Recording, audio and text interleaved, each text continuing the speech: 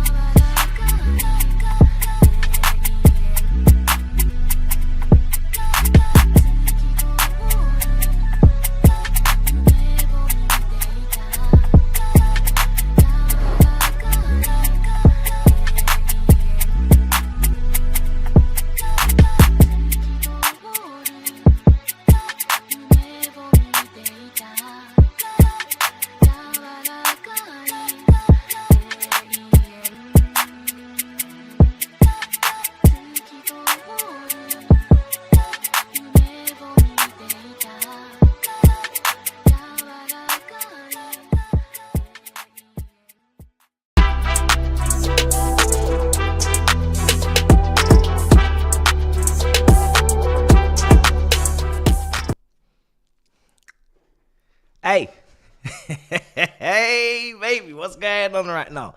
What's going on right now, bruv? Man took a nap. It's hot outside. Yeah, I said, yo, let me take a nap. I took a nap. I wake up just in time for this evening's proceedings, because, you know, when it's hot outside, you have to take a nap. You have to take a little snooze. And I wake up to more transfer news. I wake up to more links, more players, more conversating, more controversy, more discombobulation on the timeline. This is crazy work. But we talk soon. We'll talk about it soon. We talk soon. What's everybody saying in the chat? Big up in the comments. Wow. Have we got a game today? Starting 11's already on or already out. I've got most of it out there. Not really got that LA bench. I assume it's changed that because that's just on auto. But we got Chelsea's, and Chelsea's bench is absolutely stat padded with options, as you can see on screen. Yeah, I mean, listen, it's LAFC, so not really gonna go crazy about starting 11s and whatnot. I'm just looking forward to hopefully seeing everybody out there today. Whoever's not starting, I want to see at some point, especially the new players. I think players like Insamino, players like Mamadou Sarr, players like obviously Liam Delap are on the bench as well. Nguisso's on the bench. So there's just a lot of options. There's a lot of options. Santos, and we would like to see them all. He's basically gone with what we finished the season with. He's basically gone with what he knows. Lavia's in there instead of Enzo. Caicedo's in midfield. It's the team that we've seen. It's the team that we know. It's the team that we've seen. We know exactly how it's going to look on paper. No real surprises, no real shocks. It is a continuation of last season. They said that already, so I guess no better way to make that clear than to continue the same team as the end of last season, and then we'll start to hopefully see changes. I'm not expecting to see like 10 changes at halftime like a proper preseason game, but I'm expecting to see quite a few changes if the game is won, if we are comfortable, because we need to see these guys. This is our preseason. I don't know what our preseason looks like, to be honest, because this tournament is kind of in the way of a preseason, a proper preseason. Now, we know that we're in, big competitions next season. We know that the manager, I think he came out and said that the players could really do with like a month break after this tournament, if we're being fair to them in terms of their recovery, their rest. So I don't really know what our preseason looks like. So I've been saying to people, this is a preseason. It's a serious preseason. There's a big gold trophy at the end of it. There's £100 million or dollars or whatever at the end of it. But this is also a preseason, because when else are we going to get to see these players? So we have to take it seriously. In some case, in some capacity. But let's see what's going on in the chat. I'm looking forward to this. I predicted a 3-0 win because I just feel like that's just the basic scoreline to go with in a time like this, where I don't really know what LAFC are going to throw up at us. I've not watched them. I think they made it through the playoffs. People are saying, obviously, Giroud, I'm assuming is on the bench today. But I don't know them very well. But what I do know is our resources and our reach and our money is extended quite significantly longer than theirs. So I'm expecting us to kind of show that with the quality that we have. Most of the time, the players in the MLS, they're either the best players are from South America, from what I can see, or Mexico. And then, of course, some of them are tending to be the older players that come from Europe, and they've got like a restriction on how many of those players they can have in their team. But yeah, it's going to be interesting. So if there's any LAFC fans in the chat, please do let us know of the dangers. Let us know of what we should be wary of, what we should be looking out for today from your team. But yeah, I'm expecting us, if we're not winning, then we're having problems. So where do we start? Let's start with the super chats, because I know people want to talk about Fofana, who we've been linked with. I'm not really surprised. I'm going to talk about it in a minute, but I'm not really surprised. Assad says, no Garnacho, bring me Fofana. Said it months ago. Yeah, I mean, listen. Fofana, Leon. I like this one a lot more. I'm going to say that. I like this link a lot more. Now, is this what I was looking for in terms of your Rodrigos, in terms of your needle movers, the guys that start, the guys that deliver? No, it's not. It's still in the mold of, young, developing, talented. However, Have we not missed out on enough young French wingers already? Have we not missed out on enough? You know, Lawrence Stewart, if you're going to be an expert in France, you better bring something back. Because so far, all you've brought back is Badiashile and Disassi. Yeah? You better bring something back. So, this kid, from what I've seen, which is very minimal, so don't take my word as gospel, but I've seen a little Europa League appearance here and there, Basel and Man United. He looked good. Come off the bench against Man United, looked good. Look good. Clean technically. You could probably say maybe a better mixture of a Sancho and a Gittins in terms of our recent target and player that we've had. Because Gittins was more in the goal-scoring mode, but he didn't really have the creativity or the in-between the lines, the decision-making, maybe the weight of pass. Sancho was too far gone the other way. He had all the passing and all the link-up and all the weight, but he didn't really have weight, lol. He didn't really have the goal-scoring, the shooting, you know, frequency. This guy's more in the middle. Now, he's still very young. Still very unproven, I guess you could say, in some degree. But he's played Europa League. He's played for Lyon. So there's a little bit of something there. He's 20 years old, from what I remember. But I like him. I do like him. You know, I said if we're going to go down this route of one of these younger wingers, this was one of the guys that was on my list that I put on Twitter when I was responding to the links to Garnacho. I would much prefer this kid to Garnacho. The links to... I mean, Garnacho is further than football at this point. It's just off the pitch, the guy is a problem. Do you know what I mean? His brother, his antics, I'm just not interested. I'm not interested at all. It doesn't matter how you package it. It doesn't matter which way you parcel it. It doesn't matter which way you present it. I don't want Garnacho. I just don't want him, right? Gittins, again... The price point was getting higher and higher. Dortmund are trying to do a madness. Let's see what the price point will be on Fofana. Much like with many of these young players we're looking at, it's smarter and it's wiser to use them as an option and not an obligation to play. What do I mean by that? I mean, it's better to have them as a squad player than an out-and-out starter. Because it's most likely that they're still going to do things that frustrate you at times. It's most likely that they're still going to need molding. They're still going to need looking after, developing, etc. But... in terms of the overall actual talent, I like this one a lot more. And I think this one makes me happy. I'm happier.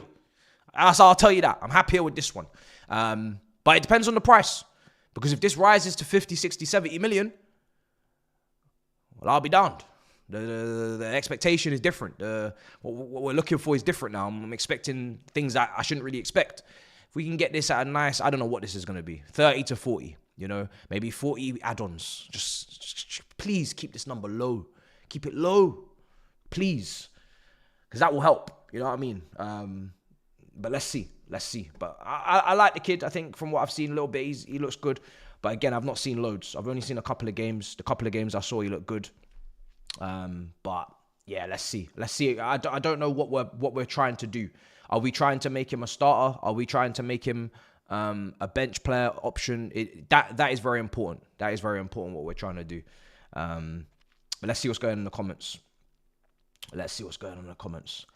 And maybe this is coming up because we want to put pressure on Dortmund. Maybe this is coming up because we don't like the price point Dortmund started moving with. Maybe we are looking for that 30 to 40 million pound range. I've said you can't really go too wrong with that price point. When you go between 30 and 40 million, it's a sweet spot. Because it does bring the pressure down. It does bring the expectation down. And it helps even the player. Some players, they don't care. Some players do. When they see the price point put on their head top and they're at the club and the expectation is this and it's that, it sometimes will affect them if the price point is too high. So that price point is very nice. It's very comfortable. It's very fair. Similar price point we pay for Madueke. And to be honest, when you look at maybe Madueke versus a Mudryk has been suspended for the longest time now. But it's a lot easier to gauge and understand why Madueke is a little bit raw or doesn't have this, doesn't have that for what you paid.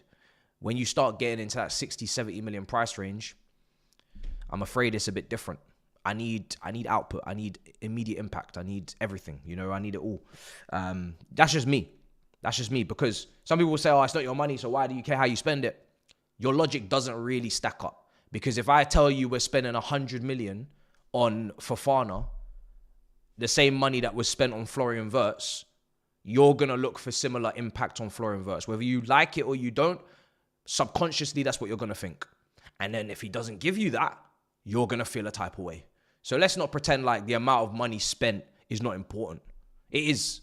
It very much is. There's a reason why we say Aspilicueta was the biggest bargain of all time, or Michael Ballack was a free, Hazard, because we over-exceeded what was expected with these guys. It matters because it also takes money away from the budget. And then we can't afford to do this and we can't do that. So we need to make sure that we're doing what we need to do properly. We need to be clever. What elite? Let's not talk about that. Man said, "What elite striker are we after?" Let's not talk about that. I don't want to make you cry. Blues and Stripes says, "Much love from Atlanta. Big up, brother. Up the Chelsea. I know a lot of you are out there. Hope you're enjoying the festivities, the occasion. Enjoy it. Do you know what I mean? Enjoy it. I hope you're going to see some good football today. I hope we're all going to watch some good football today. It's not the most exciting lineup, of course not, because we are watching what we've already watched. We've seen these players already, but we got some players on the bench that I'm looking forward to seeing come on. I think Andre Santos is getting the 17. The 17 shirt is a beautiful number. Salah used to wear that number at Chelsea. Hazard wore that number at Chelsea. Ronaldo wore that number for Portugal. Kevin De Bruyne. It's a lovely number, 17. You know what I mean? So I'm a big fan of it. Mamadou Sarr. I'm very interested to see. When I was digging deep, his aerial duels contested and won, and it's not looking great. But then the guy's an absolute mammoth of a man. So I don't really understand what's going on. Let's see if he comes on. Let's see how dominant he is. Some people that watch him, they say, yo, he's very dominant in the air. But then when I look at the stats, it's not so dominant. So I don't know. Let's see. If he's ready to be here. He's young as well. I think Mamadou Sarr's only 19 as well. So these guys are very young. So I'm not expecting all these guys to stay. We've got a lot of defenders. Depends how many we sell. Same with Encimino, meant to potentially go to Marseille on loan in January. Then it broke down, the injury. So I just want to see what we're working with here with a lot of these guys. Let's see what they do in this group stage. The group stage is a good time to play them. It's why I wanted to see Kendry Pires, because I feel like these teams we're playing against were favourites for all these games. Better, great chance to give them an opportunity to see what they can do last 10, 15, 20 minutes if we're winning. And then we can start to judge a little bit of what we're dealing with. Someone just said Garnacho wore 17. You see, you're ruining it. You're ruining it. You know what I mean? I mentioned a very lovely group of players right there. Lovely line, lovely list of players. You don't need to come in and ruin it now and bring Garnacho's name into this. Do you know what I mean? Let's just put that shit away and let's just carry on with our day. There's no need. There's absolutely no need for bringing that boy's name up. Voldemort. Again, let's see. Let's see if it's serious. I'm going to wait. I like the Fofana link a lot. Well, not a lot. Let's calm down. But I like it a lot more than the other links. So I'm going to keep an eye on it, whether it happens or not. Let's see. And yeah, I'm also looking to see what's going on with other players like Ekitike. Let's see what happens with him as well. Because I think he's going to go somewhere. I think I think Frankfurt are going to calm down on the price as time goes on, and then we're going to see him go somewhere. So it's going to be interesting to see what happens. But that's your team. If I was to say what I want right now, look, we already know what he does with the fullbacks, guys. We already know what he does with the fullbacks. So what do we prefer? And I would prefer Reece James plays in the same role that he played against Manchester. He played against Manchester United at Stamford Bridge. And that's kind of a continuation that we see more into next season. If he's going to not overlap the fullback. Or maybe Reece James will get more license to go forward, because remember, there has been a period of time now where he's been able to stay fit. So are we going to start to see a little bit of variation in Reece James's game where Reece James does start to overlap? Or maybe he does even start to invert, but he inverts into the half spaces, which is what Gusto was doing at the start of last season. We've seen Cucurella crash the box. We saw Reece James kind of play in a more central advanced role when he played that assist for Cucurella with a goal against Manchester United. He came into the pocket, or outside the area, just outside the box, and he provided that little swirl, swivel, and then he crossed it. I've said all along, Reece James will do that much better than Gusto. If you're asking for weight of pass, Reece James will do it better than Gusto. If you're asking for switch of play, Reece James will do it better than Gusto. You're asking for shots in and outside the box, Reece James will do it better than Gusto. If you're asking for decision-making, Reece James will do it better than Gusto. If you're looking for someone to protect the ball and shield it better, Reece James will do it better than Gusto. So again, Reece James will be a better version of whatever that is than Gusto. It's just about the fitness. Can he get up and down? Do we want to risk it? If we are not ready to do that, can we leave him in the right side centre-back position in a free? The same role Aspilicueta played under Conte, and let him step into the midfield, let him step into the opposition half, forward facing, big difference, facing the opposition goal. Because then he can actually impact the game better. Because if he's facing back to goal and he's doing Lavia, we're not really making the most out of his skill set. And he's also a very good defender. So I have no problem seeing Reece James in the back three. I've said this before. I'm not living in 2021 where Reece James has got to just be bombing up and down. No, if he can't do it, put him in the back three. He can defend. He showed it against Newcastle, if you guys remember, left side of the defense. He was winning his headers, making his blocks. I think he was man of the match in that win at Stamford Bridge. So do that, and then use Cucurella as you want to use him. Do you know what I mean? If you want to throw him up into the forward line, throw him in midfield, whatever. Just do as you please with him, because that brother just don't really care. He cover ground anyway. So let's see. Thoughts on the kits also. I'm at the moment I'm grabbing all the kits, brother. Oliver, I'm grabbing all the kits. Home, away. I'm waiting on the third. I even like the training kit that Jackson was modeling. The kind of, it gives me Nigeria vibes a little bit. Dark green. I do love dark green anyway as a color when I'm wearing, but yeah, dark green, nice little details in there. I see something. I think I see CFC London again. Dangerous game we're playing. Let's not let these men rename our CFC London, guys. I know they can't do it anyway, but they're trying it. They're really pushing this CFC London thing. They're pushing it. Yeah? They're pushing it.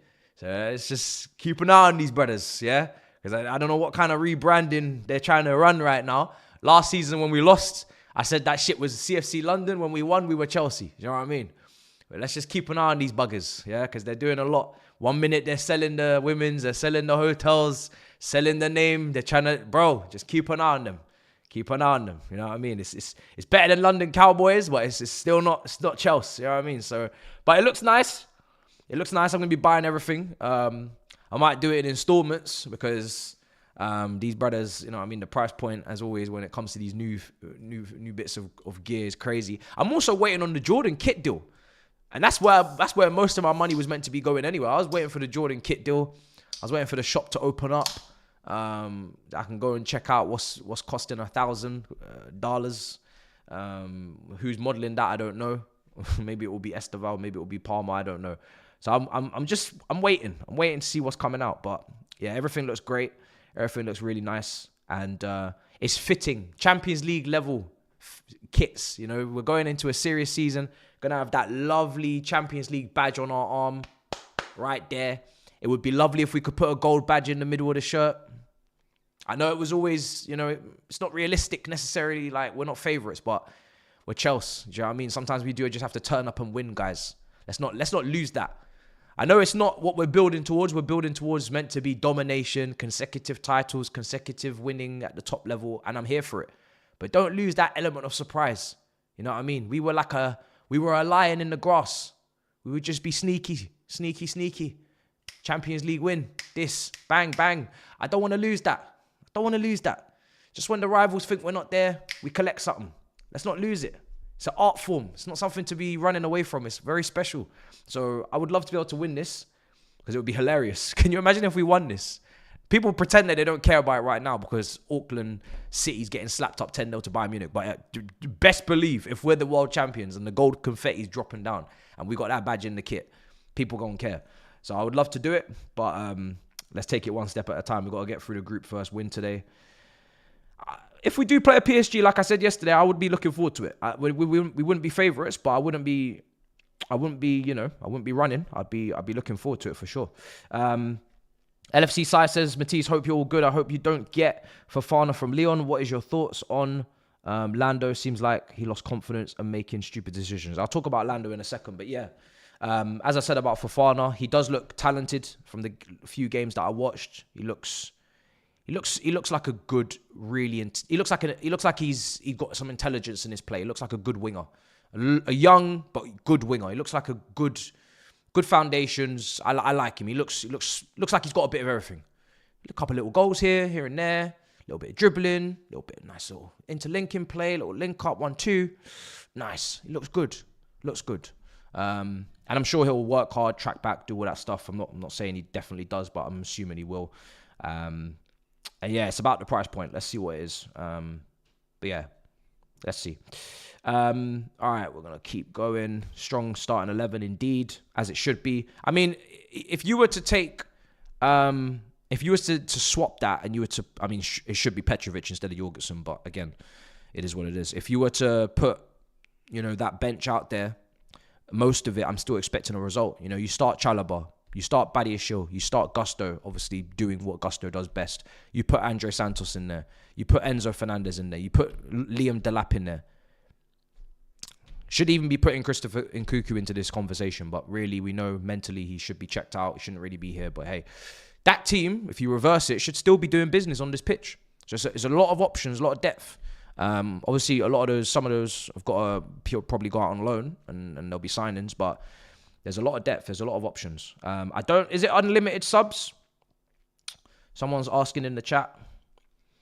If I'm talking about Lando Norris, my stocks are firmly with Oscar Piastri. I said that from the jump. I met him. He seems like a cool, calm, collected kid. Lando was making a lot of weird, random, wild decisions when he was in the fastest car. He does then go on to chat a little bit of silly nonsense sometimes. This is not the fastest car. We're not the fastest on track. Yes, you are. Yeah, you got a great car, mate. You're going to have to deliver. I'm sorry. Just doesn't necessarily seem like he wants to be up there. And then all the arse licking of Max Verstappen, I really can't take as well. I can't take it. I didn't grow up on this. I grew up on Vettel, Hamilton, Rosberg. I grew up on Alonso, Kimi Raikkonen, even Verstappen. I didn't grow up on this soft nonsense. This soft nonsense. So, am I going to pretend to be surprised with what happened yesterday? No, I'm not, because I'm not surprised.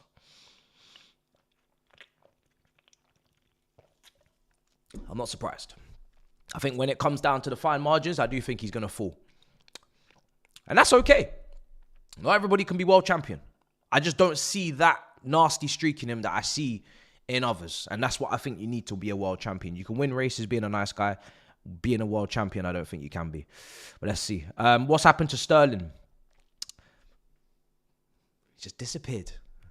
Razmataz, bye-bye. You know what I mean? Bye-bye. Raheem the Dream. You know what I mean? He's off. I don't know where he is, but he's not here. Same with João Felix. And really, the same should be the case with Christopher Nkunku. I'll be honest. I don't know what he's doing here. The level of performance, the level of effort, and also, yes, he was misprofiled. Just everything last season. I don't understand why he's here. He wanted to leave in January. For some stupid, random reason, we didn't sanction it. I don't know. We had money to reclaim and take. We didn't get the deal done. I don't know what happened there. I don't know what he's doing here. That's why this confuses me. Is this a pre-season? Are we taking this seriously? Are we looking to the future? Are we promoting the past to sell? If we're doing that, then you can't really make a case for Sterling not to be here, because Sterling is a Premier League winger. He might be a washed one, but he's still a Premier League winger. I don't want him here either. We don't have many wingers. So that's why I'm confused. Do you know what I mean? I don't really know who's really part of the future, who's not. Why is someone here? Why is someone else not? It's a very strange situation. It's not making sense. So yeah, don't know what's going on, guys. It's all up in the air. Apparently, Fofana has a release clause of 34 million euros. Well, if that's the case, then I shouldn't be hearing 42 million on the timeline. So I don't really know. I don't know. If that is the case, if his release clause is that, pay. If you're going to bring in a young winger, and that's the price point, and that's release clause, in comparison to what they were trying to do with Kittens and what they're doing with Grenaches, just pay. Just pay the 34 million euro release clause and have it done. Because value for money, that is pretty damn good. And let's just be honest. Right now, what the French are cooking up is very, very tasty in terms of the options up front. We missed out on Elise. We agreed terms with the player, personal terms. We got taken to a tribunal, all sorts. We missed out on Barcola. We missed out on Desiree Doué. We are missing out on many targets, many opportunities. And our French expert is falling at the final hurdle. Sorry, he's from Belgium, but he's playing in Ligue 1. He's playing with Lyon. I'm not gonna lie, I just thought he was French. He felt French, but you're right, he's Belgium. But for me, I just feel like the two neighboring countries, they're close together. Just bring him anyway. We could pretend he's French. He's playing at Lyon. When did he move to Lyon? Did he come from Genk or Ghent? He's basically French. Just bring him in. Fofana. Do you know why I got confused? Every brother called Fofana's French. Why is this one Belgium? What's going on here? Wesley Fofana. We had Fofana, I believe, in midfield. It's just silly. He's French speaking, but he's not French. Bruh. God damn. Listen, he's French, man. Just bring him in. He's French. Just dual nationality. Just give him his passport. He's French, bruv. He's French. Some people from Belgium speak Dutch as well. Do you know what I mean? They don't all speak French. Dacho Fofana.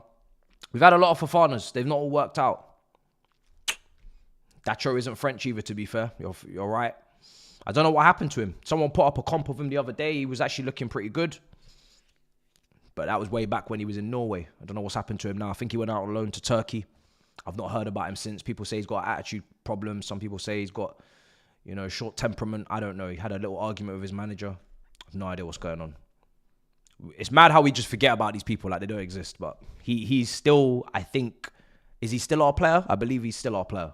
I think. From what I remember, I don't remember us selling him. Maybe I'm wrong, but I don't remember us selling that guy. Obviously, Wesley's not in this squad. The MLB, NFL kits are fire. I'm not going to be getting those, though. I'm not going to be getting those. Far too many kits now, but I'm not going to be. But they do look nice. Kellyman, yes, Amari Kellyman. I'm assuming is still injured. I think he's injured for a very long time. Again, that was very much a PSR move. I don't even know if he's going to get a single opportunity here or a single minute. Probably not. I don't even think we even potentially might not even make profit. I don't know. Like, we have to get him on a loan. He has to get fit. He has to go on a loan. Probably has to go on another loan after that. There's not really much space. So he's another left-footed attacking midfielder. There's not really any space. They couldn't do a shirt sponsor for this tournament. Said there was no time. Any shirt sponsor for this tournament would have led into next season or bled into next season. So whatever. I'm not really too asked. Just make sure at the start of next season, the shirt sponsor's there so we're not losing any money. Do your business, do your CEO of business dealings properly. Do you know what I mean? Don't be missing out on more money. There's absolutely no reason for it. We're a Champions League club. Every other club in the country, up and down the leagues, all 4 divisions have got a sponsor. Do your job. Just do your job. What else is there? There's not really anything to feel about Kepa to Arsenal. Nice little 5 million. We lost a hell of a lot of money. He only had 1 year left after a 1 year extension last summer. We need him out of the club. He's not going to help Arsenal in any capacity. So everything moves. Everything's happy. Everything's good. It was one of the worst deals in modern history, in our football club's modern history, that deal. We were meant to actually get Alisson, if you remember. If we'd sold Courtois earlier, because Courtois had been at Atletico Madrid for 3 years, he had developed emotional attachments, he had a family over there, he was on loan, smashed it, came back here, did a couple seasons. He wanted to leave. He made it quite clear. I think he wanted to go back to Madrid. And if we had just accepted our fate with that situation and done it quicker, and we got Alisson through the door, life could have been very different. We really could have watched Chelsea with Alisson in goal, Salah on the right wing, Hazard on the left wing, Kevin De Bruyne in the 10.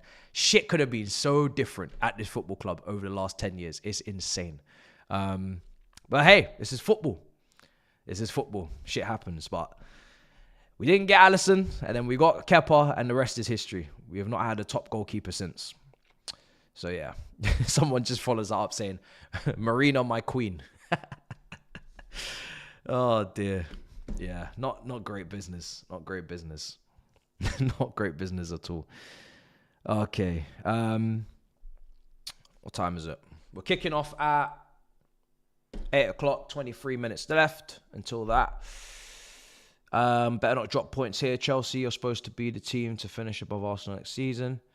That's not really an accomplishment, is it? Because you're not going to win the league if you don't sign some players. If you were in the title race, like guaranteed, then, we'd be excited about such things. But the way you're going right now, I'm not sure who you're signing, but it's looking like liver itty. Is it? No. City Pool. It's looking like City Pool once again. You had a couple years of, I I don't even know how. You can't even combine your name with these clubs. That's how you know you don't fit in. Paul, Itty. We had a couple years of it, but it looks like it's over. I'll be real. I'm not really sure what's going on with your club. Where's your signings? Let's see. But your links are not scaring anyone. I'm not mad. Delap from the bench. Let Jackson prove himself. Yeah, I mean, listen. Jackson, I don't know, man. Like, I just want to win the league, guys. I just want to win the league. There's, right now, with the strikers and the goalkeeper, there's a cap. Can't win the league. So I'm a little bit like underwhelmed at the moment. Like, the lap, yes, cool. Let's see what you got. I'm looking forward to seeing, hopefully, you shock and you do just take the situation by storm. You're just banging in the goals like Diego Costa, but I'm trying to be reserved because it's not something I should expect. It's something I should hope for, You're not earning that money. You're not costing that money where I should ask for you to go and bang in 20 Premier League goals in your first Chelsea season. Something that very few Chelsea strikers ever do. The only real goal scorers we've had at this club is probably Jimmy Floyd Hasselbank, Didier Drogba, a couple prime peak seasons in the Prem where he was hitting big tallies. Diego Costa. A lot of big names did flop. A lot went wrong. So I don't want to just say, Liam Delap, here you are, here's the keys, and drive the car. So, yeah, at the moment, it's capped. But I'm looking forward to Delap. Jackson, I need to see massive improvement, guys. I need to see massive improvement. Oh, yes, Jorgensen as well. Well, let me see. Yeah, I need to see massive improvement. I need to see massive improvement in his finishing. Crespo, I don't think, put up 20. I don't think. As much as it would have been great if he would have, but he didn't have one of those seasons. He was more in rotation at times as well. He did all right, but it wasn't Crespo that we wanted, the level. Shevchenko, same as well. So yeah, Torres is exactly the same. So many players. But yeah, I just feel it's a bit capped right now. It's a little bit capped. We're still missing what was needed, what is asked for, which is top players. Top players to come in and do top player things. And some people say, listen, that's overwritten, overstated. It is if you go to the wrong window. If you go to Diego Costa, Cesc Fabregas window, then it exactly what we just said is facts. You bring in top players, they do top things, and you win leagues. Sometimes I think it's overcomplicated. We're buying ourselves more time with the targets that we're looking for. We're buying ourselves more excuses with the targets that we're looking at in this window, because it does lean on the side of development. It does lean on the side of give them time. It does lean on the side of they're not ready yet. If you go out there and get players that have to deliver, you put yourself under pressure. That's the kind of pressure I want to be under, to be honest. And that's the kind of players that I think will actually help develop a lot of these young players. They'll help them kick on. Man. It's no better way to develop than A, have a top coach, or B, be surrounded by some world-class players or some top players that will make your training levels every day go higher and higher. And then you're coming up against the best. So then when you come up against mid on a match day, you don't even feel it because you've just been going up against the very best in training every day for a whole week. So there's many ways to develop players. Some people just think you should just keep buying young players and developing them that way. There's many ways to develop players, not just by bringing them in and just, having them around each other. But the policy we have is very strict, it seems. Let's see. Which player hurts you the most that flopped? Probably Torres. Torres was one of my favourite strikers when he was at Liverpool. Ridiculous forward. He used to always score against us. Champions League campaigns. Used to be banging the goals in against us all the time. He was just a great striker. And then he comes to us and he's on his way on a downward trajectory, and it was just terrible to witness because we didn't get half the player that was at Liverpool. And in some ways, it didn't really make sense, him and Drogba anyway, because how were they even going to play together in the first place? I have no idea. Maybe it could have worked. You got a runner and you got someone to hold up the ball, but it would have been interesting. It could have worked, maybe. Yeah, maybe it could have, but yeah, it didn't. It didn't work. And we also had Anelka as well. Anelka was very good for us. He got a golden boot. Won the league. Deadly when he wanted to be. Still missed that penalty in Moscow though, but hey, we move. So yeah, I'd probably say Torres. Some people will say Crespo. Some people say Shevchenko. It will probably be a striker. 9 times out of 10 for most people will be a striker. So 100%. That's where when you sign players like that, you do get excited. And when it doesn't work out, it's very painful to accept. Especially if they were one of your favorites before they got to the club. So, right. Let's see. Here we are.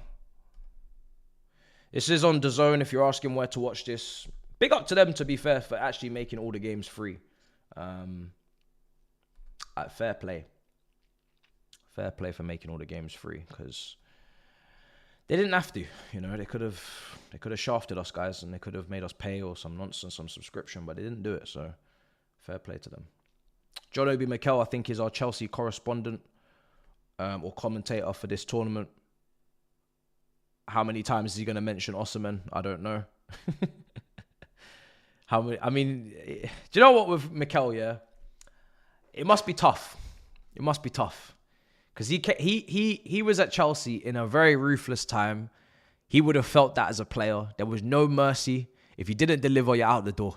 Manager, player, trophies every season you're aiming for, you're striving for. A lot of unsettled circumstances. A lot of environments that weren't really set or laid down. Managers here, managers there, formations here, formations there, systems here, systems there. That's what he was. That's his environment. That's all he knows. We got him as a very young boy. Remember, we fought off Manchester United to get him. All that drama.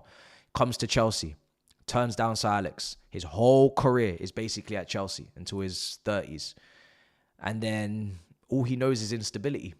All he knows is wild environment. And it worked. So I understand why he's so critical of now. And he's looking at this and he's thinking, what the heck is going on right now? Like, we still have the instability. This is the only season under this ownership now we go into a campaign with the manager still being the same.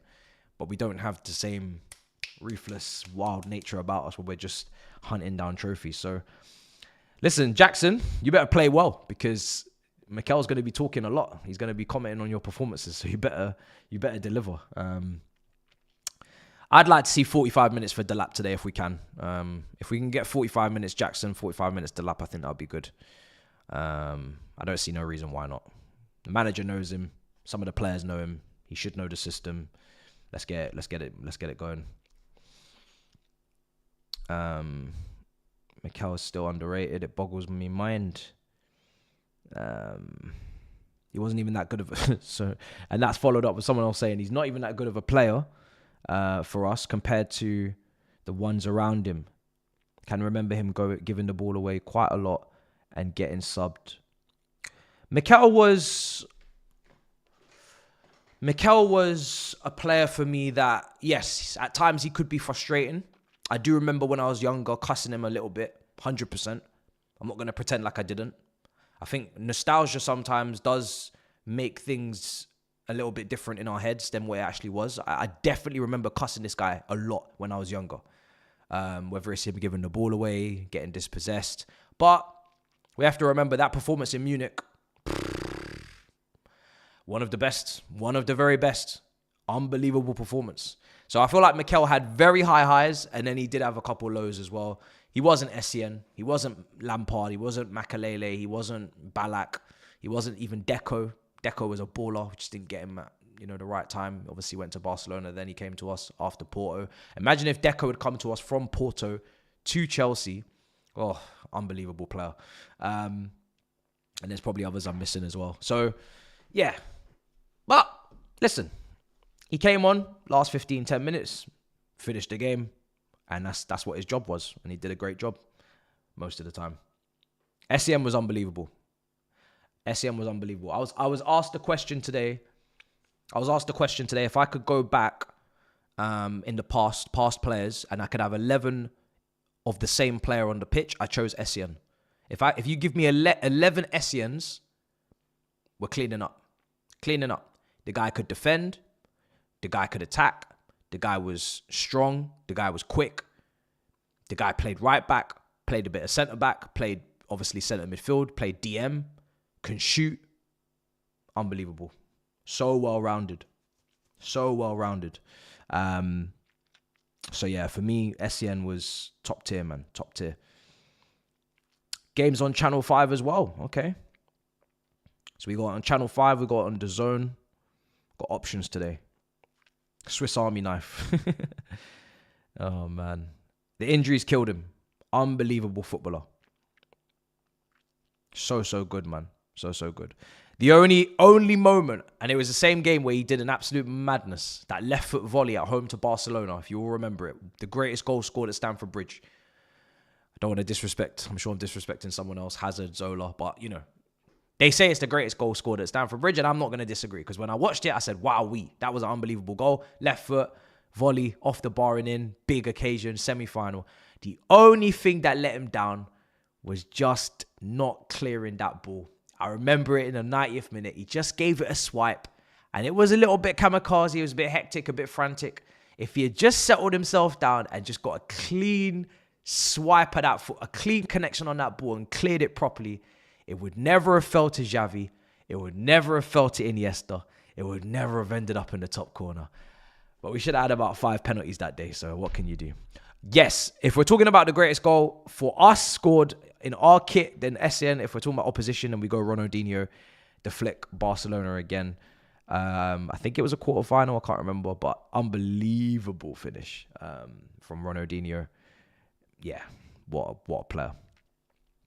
This game...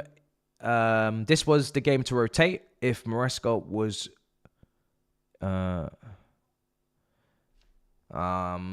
yeah, I hear you.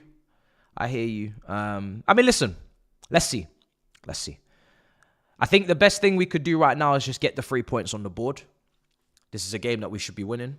We know the most difficult team will be the Brazilian team, the South American team, and then I think we finish off the group with a fixture that we should win as well. So some people are saying LAFC is the toughest team in this group. So I don't know. You know, I just know that every time we buck a South American team in this type of tournament, they do tend to put up a proper fight. Saw it from Palmeiras yesterday against Porto. I've seen it in Corinthians when we played and lost in the first Club World Cup we was ever in.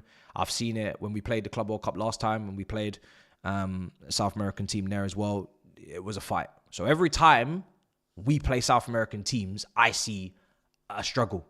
So I'm assuming that will be the case again. But let's see. Maybe the MLS teams have got something for us.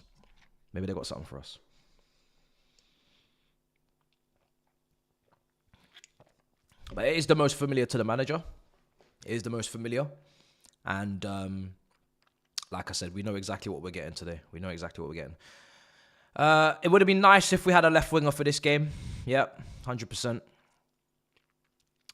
Madueke left wing. It had its moments. And I'm sure that will be the case with Esteval, who played left wing in the second half a little bit against Porto. I saw the game. I fell asleep about the 60th minute. But I think that's when he started to get tired anyway. So I started to get tired. He got tired. Everybody got tired. From what I saw, them other players are not on his wavelength. He's playing with Felipe Anderson. Brother used to be at West Ham. I don't know how old he is now. Victor Roque, there was some hype around him. He's now looking awful. Back from Barcelona. They're not on his wavelength. So it's very difficult to really gauge anything too much apart from the fact that the guy was putting in a shift. He's got a bit of a physical side to him, even though he's very small. He obviously got a couple of shots off as well, which was nice to see. Taking people on, going on both flanks. But I will say this. Leroy Sané was one of my favourite Premier League wingers. He was a left foot. He played on the left side. We've seen Gareth Bale play on the left side, left foot, before moving over to the right. Ryan Giggs, left foot, left side. Florent Malouda, left foot, left side. I'm not saying it's not possible. But what I am saying is, from what I've seen from all of these kids, they all look better on the right. I'm not saying they can't play on the left, but they all look better on the right. Esteval, you want him on the right. You're not going to make a big hoo-ha song and dance about this kid and then go stick him on the left. You're just not going to do that. It's not fair to the kid. It's not fair to the fans. It's not fair to the scouts. It's not fair to anybody. You go and play him on the right. Quenda looks good on the right. Left-footed, cutting in, weight of pass, reverse pass, looks better on the right. I'm not saying he can't play on the left, but are we maximizing his talent on the left or are we maximizing it on the right? You tell me. Kendrick Pies is also going to want to float from over there. Cole Palmer, everybody wants him back over there. The list is endless. So we need to leave it alone now with that side. I think we've done more than enough business over there.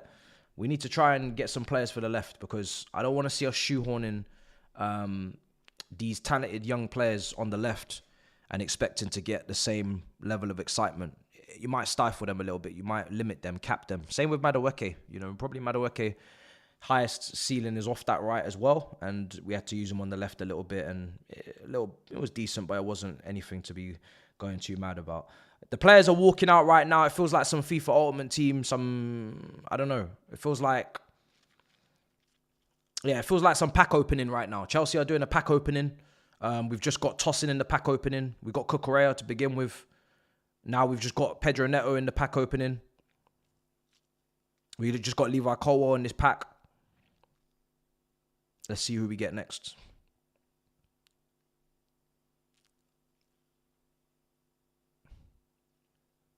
Got Pedro Neto in this pack. 77 rating, gold card. Wait, Cole Palmer! Cole Palmer! Cole Palmer in this pack. Yeah. Madueke. Okay. Silver. Who we quick selling, chat? Jackson. Oh, this is a controversial pack opening. Caicedo. Yeah. Bro, what is this foolishness, man? What is this foolishness right now that I'm watching right now? Oh my God. Lavia. One by one. Look at the stadium. Where are the people? Where are all the people? You can't fool us now. Oh my God. Look at the smoke. This is like a KSI pack opening 2015. Oh, probably not even 2015. Older than that. Oh my, here's Reece James. Oh my days. I don't recognize none of these LAFC players are going to get the pack opening. There's no Giroud. Why has the captain come out last? What's going on? I'm so confused. They're doing it backwards. The captain's meant to lead the team out. Captain came out last like he's Ronaldo. Like he's Messi. Like he's Neymar. Look at this pack opening. Quick sell. Sell this, brother. Who is this guy? Sell him. Quick sell, man. We don't know you. Who is this guy? Who is this man? Look at his forehead. What's going on? Oh my God. Are they gonna, bro, this is crazy. This is insane. What is going on, bro? Everybody is walking out as an individual. The team is not walking out. It's one person at a time. The stadium is empty as hell, and we're getting smoke, and we're getting, it's just a pack opening. I don't know what to say. I don't know how else to describe this. It's a pack opening. That stadium better fill up, because I told you I was suspicious about the attendance numbers the other day. I was saying, is it AI or what? Today, maybe everybody's late to the stadium. I don't know, but it's looking very spooky. Why did it have to be our game as well, where it starts to look spooky? Why couldn't it be someone else? Oh, dearie me. This is taking ages, man. This is why the kickoffs are delayed. Because these men are doing up catwalk like it's fashion week, coming out one by one. And then they do a little twirl, little spin, and then they walk back down. Fuck, this is long.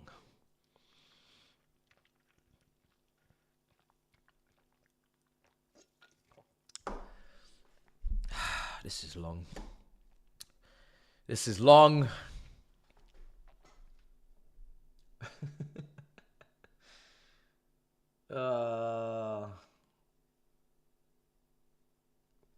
What time is it in America on a Monday right now? What time is it?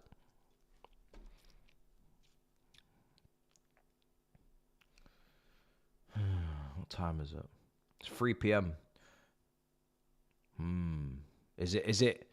It's 3 p.m. on a weekday. Why would they think that's a good idea?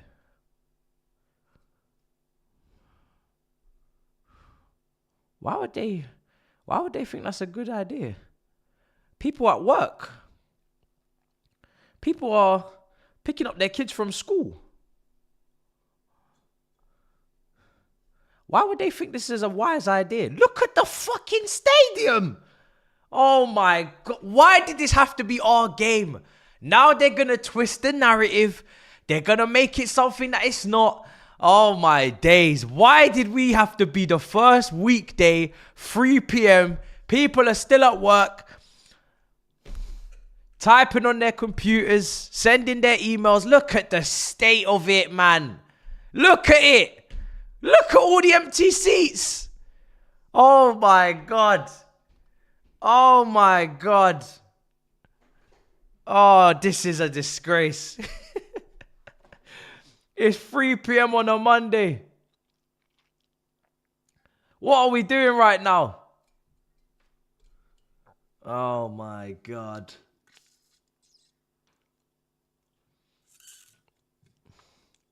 This is looking like 2020 right now. COVID, Champions League. Nobody's there.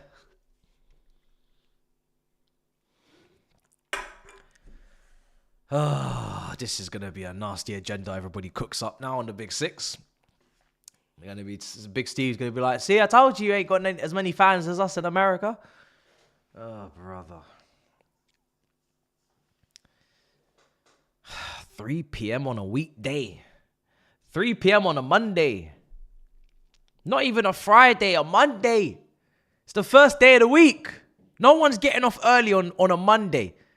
If it was a Friday, even if it was a Thursday, you can say to your boss, listen, I've been grafting all week. I've hit my targets. Look at the amount of damage I've done on the computers. Look at the emails I'm sending. You can let me go a couple hours early. It's a Friday, man. Should be working from home anyway. On a Monday? On a Monday? Not a chance. Not a hope in hell on a Monday. Not a hope in hell. You're doing overtime on a Monday. Brother, this is not looking good. This is terrible. This is a terrible way to start. Absolutely terrible. It's too early. 3 p.m. is East Coast. Is it 3 p.m. or is it 12? I'm not going to lie. It doesn't matter. It's still in the middle of the working week. It's still in the middle of the working day, sorry. 2 p.m. Yeah, so whatever. Still peak. Still peak. Still not great. Anyway, all right, well. We better just win. Because we ain't playing in front of many. This is mad. Oh, I was actually hoping to see a nice atmosphere. So, bruh, how many tickets must still be available right now? How much were tickets for this game? Seriously.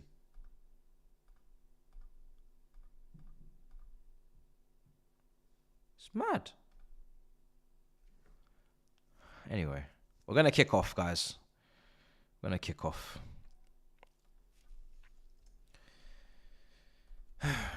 We're going to kick off. We're going to kick off right about now.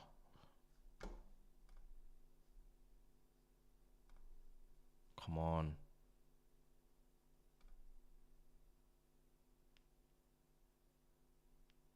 Hurry up. God.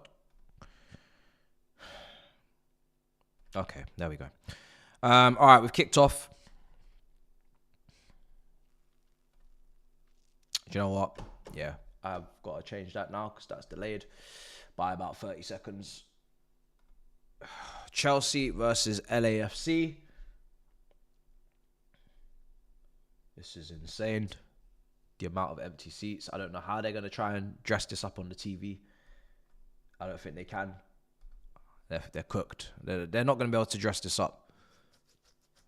Just launch that, please. They're not going to be able to dress this up on the angles, telecommunications and co-op and all this. They're not going to be able to do it. They better just accept that this is not looking good for the TV. It's not looking good at all. Slowly filling up.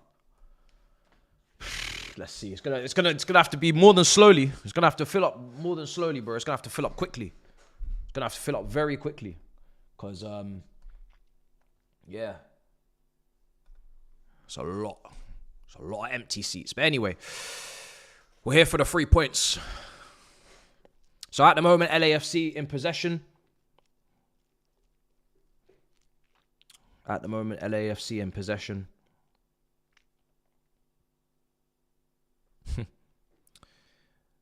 They're coming down our left-hand side. It's pretty open at the moment. They've actually found a gap. They're running out our defense. They're in our box. They got someone that's doing up all sorts of tricks and stepovers and all sorts. Who's this guy? Clipped in. Headed away by Neto. Palmer. That's not a great pass in the end. Jackson trips over the defender. Referee's gonna... No, okay. Doesn't blow. And they clear. Sheldon Jackson says, for these games, FIFA should have went to soccer stadiums and not NFL stadiums. On a weekday, 3 p.m. If this was 8 p.m. Eastern in the NFL stadium, it probably would have been way bigger crowd.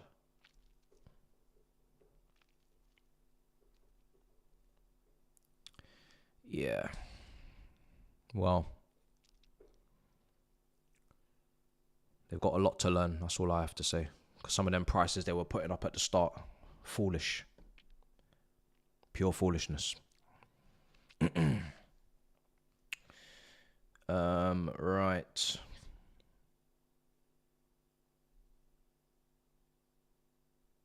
Broadcaster suit European times. I don't think so, because Chelsea, their last group game's at like 3 a.m. UK time. So we all understand this in America. You don't need to suit our time, I'll be real. Just suit the time that suits wherever you're playing. Like, it's not that deep. It's really not that deep. We already know the games in America. We already know it's going to be at a weird time. I was actually expecting it to be at a weird time. When we watch preseason games over here, some of them is 3 a.m. kickoff, 2 a.m. kickoff, 4 a.m. kickoff. I ain't got a problem with it. It's not like we're going to the game. You know what I mean? We're not. If we're there, then make it make sense for the people that's there. The time needs to make sense for them. They're the one that are going to be in the stadium. So that doesn't make sense to me. That make no sense. You need to sell tickets. It went from over $200 to $35. That's what I'm saying. Madness. Anyway, Hugo Lloris clears.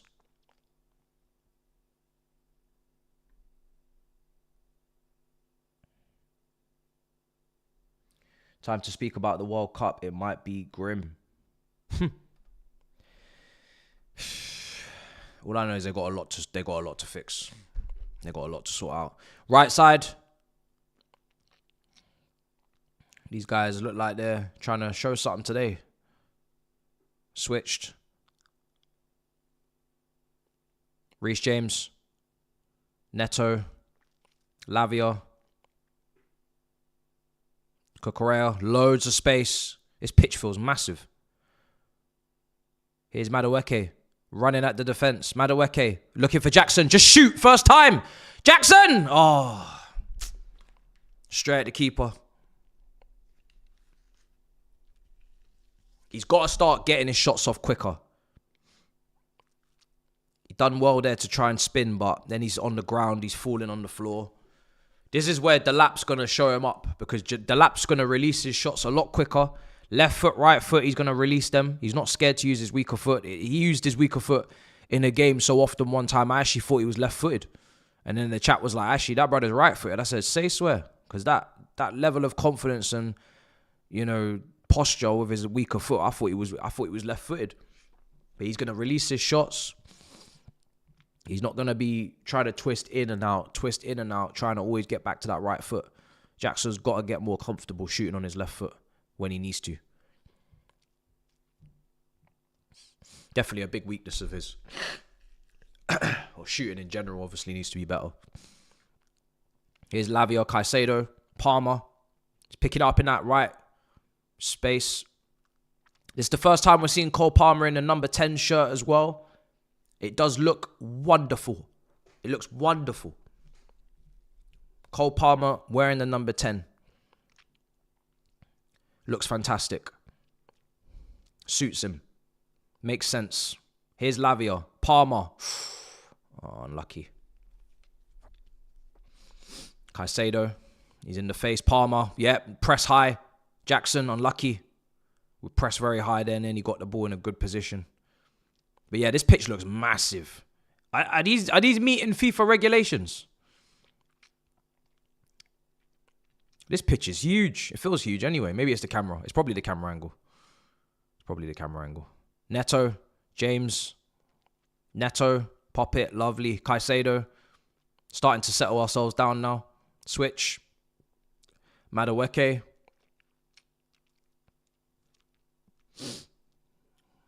It's got to be the camera in it. The camera always does this to me, man. The camera always does this to me. It always looks like the pitch is bigger than it actually is because of the camera. Always.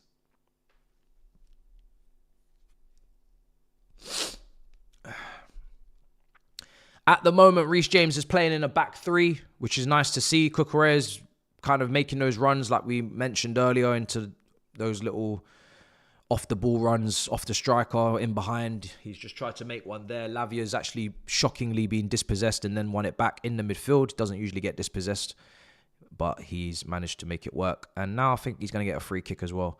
Now the big task for Maresca is keeping him fit for the season. He's kept Reece James fit. I applaud you. Well done. You've kept Reece James fit. Now can you keep Lavia fit? Let's see if you can do that. I don't know about Wesley Fofana because from what I could see, he didn't take the advice of getting surgery. So he needs to actually just, wisen up this season and just listen to advice and just calm himself down. And maybe he can stay fit too. But right now I'm banking on Lavia. That's my next one. That's the next one. The pitch is massive. Oh, so some people are saying the pitch really is massive. I don't know. I don't know why Chelsea are not going for Osimhen. He will fit very well. Yeah, listen, I can give you 100 reasons as to why they're probably not going for Osimhen. 99 reasons are probably the wages. Let's see. I don't think they're going to get him. If you're fumbling Big Mike at 20 million or 25 million pounds, then I'm not expecting Osimhen anymore. Here's Tosin, Lavia again, Colwell. So Cucurella is not coming into midfield. Obviously, when Lavia plays, you're more likely to, and rightly so, you're always going to see Lavia at the base of the midfield with Caicedo, receiving back to goal, so we can play out from the back. 3-2 build up. Cucurella is always running into the attacking midfield area. Same line as Palmer. If it was Enzo in the midfield next to Caicedo, then you'd probably see Cucurella maybe coming into midfield a little bit more. Next to Caicedo, and then obviously Enzo always pushes up, turns into a box crasher. That's a heavy pass. That's a heavy pass.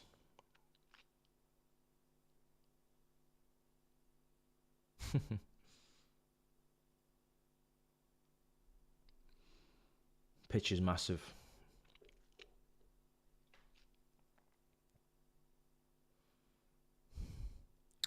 Build up, painful, people are saying. Here's Reece James.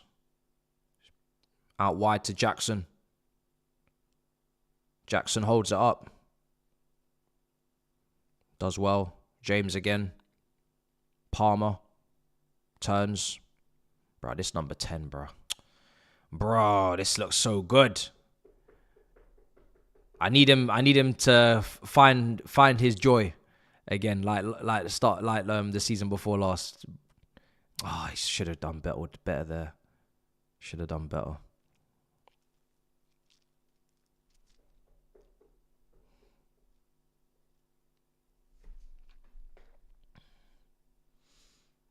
Yeah, I need that pitch to be on point. I don't need no injuries in this tournament, man. Don't need none.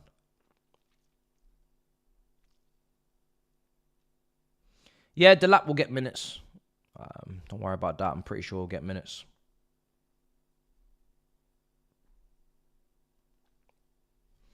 Here's Caicedo. Well done.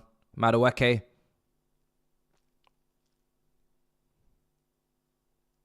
Fucking hell.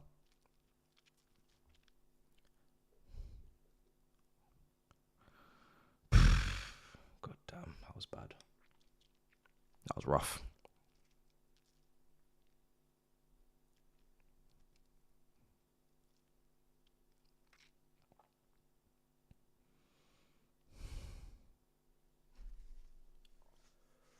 We're obsessed with left-footed attackers right now.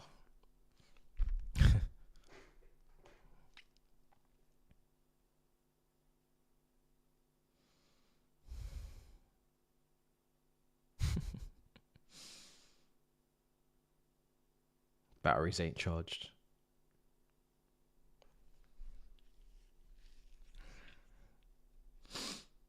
That's a lot of empty seats, man. You hate to see it. 12 minutes gone. You hate to see it. I was hoping for a nice attendance today. Nice looking crowd. Nice, bruh. The amount of red seats I'm seeing in that main camera angle. Blood. Right in the middle of the pitch. Because they're obviously filling up the goal ends, I'm assuming. Here's Lavia, Caicedo, Reese, Palmer, Caicedo, switch. Nope. Okay, he's gone out wide to Neto. Can we double up Palmer? You're getting your Palmer right half space, chat. That's where he is. This is the side you want him, right? It's the side you want him. Neto, Lavia, Palmer. Go on. Nice, Jackson. Oh, Neto, get that. Oh, fuck. Madueke. Oh.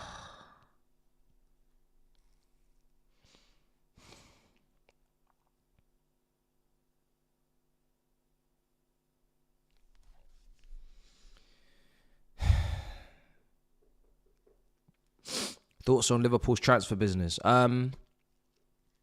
Excellent so far. Excellent. It's exactly what you'd want to see from a team that won the league. They've gone and got the right back they needed to get to replace the right back they lost. At a great fee, great price. Kirkes is a great signing when that gets done to replace Robertson, like for like. And Wirtz, yes, is expensive. But if you were selling Wirtz, that's what you would charge. You charge 100 million add-ons. That's what you'd look for. If we're selling Cole Palmer, that's the kind of money I'm expecting. If Arsenal are selling Saka, if Man City are selling Foden, or where, you know, if you're selling one of those guys, you're asking for that kind of money. I'm more mean Foden in his Player of the Year season, but that's the kind of money that you're selling that kind of player for, Musiala, etc. So that's the kind of category that he's going into. I think everybody accepts that. Maybe some people don't, but I think that's the kind of category he's going into. So that's what he's going to cost. That's what he's going to cost. So it's a great window so far, but you still need a forward. 100%. You need a striker. Can't be relying on Jota. Nunes is terrible. And then that Kanate 1 year left, though, is not good. That's very, very embarrassing again. Your directors need a lot more smoke, because if that was us, everybody would be talking about how disorganized we are. How are you letting this many key players get to a year left is absolutely ridiculous. Can't blame it all on Trent, because that's just 1 out of the 4. What happened to the other 3? You're just lucky the other 2 signed, and they're not in the prime of their career. They might have taken you for fools, taken you for mugs, decided to dip. I don't know what's going on over there with the contracts. These men are lazy.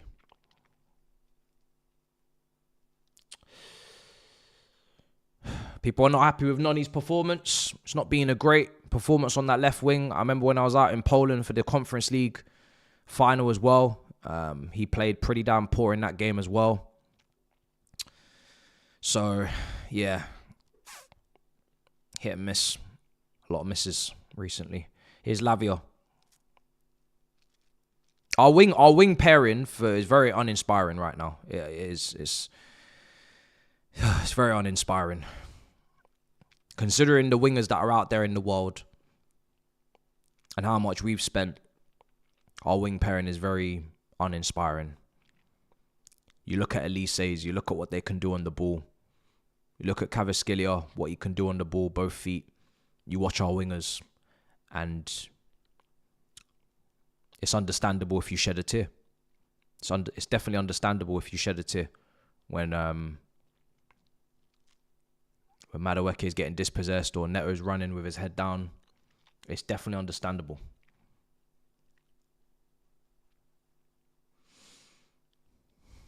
Mudryk doesn't make that any better. I'm going to tell you that right now. Mudryk, Neto, Madueke is your wingers. With that amount of money.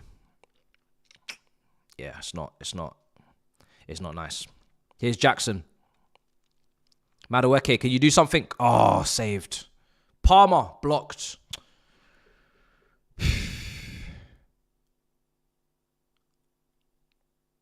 But I will say, and I'll say it again, I know Madueke right now is the worst one out there, but he's the one that's best value for money right now.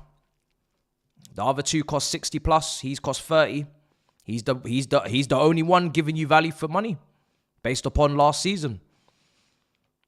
Statistically and just in general, he's the only person that actually has not disgraced himself. I know a lot of you aren't happy to hear that, but that's the facts. That is the facts.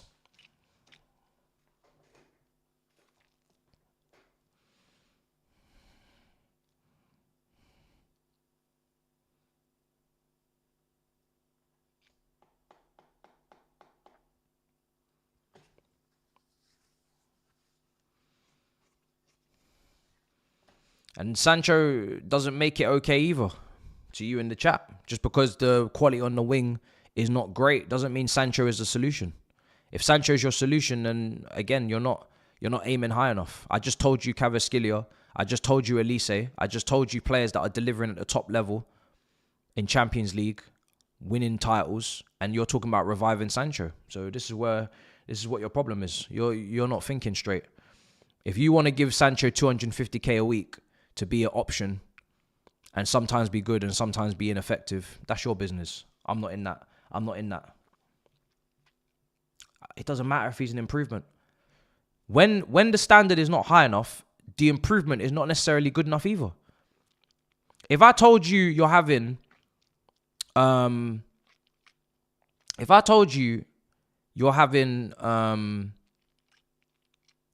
3-star, I don't know. If I told you you're having like a cold meal, you're having a cold meal, right? You're warming up a meal from 5 days ago, and you tell me that's not the standard. And then I come to you and I say, right, you're going to pay now 50 quid for fish and chips, right? Okay, fish and chips is good, but we can get better, no? Can we not go higher than that? You're acting like as if now this is the Holy Grail. Just because we're not having a cold meal, okay, now we're having a standard meal, but you guys don't want to have a gourmet meal. You don't want to have an elite level meal, a wonderful meal.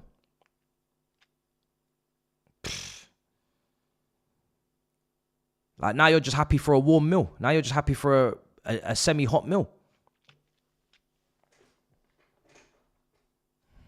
It's mad. Good shot from Palmer.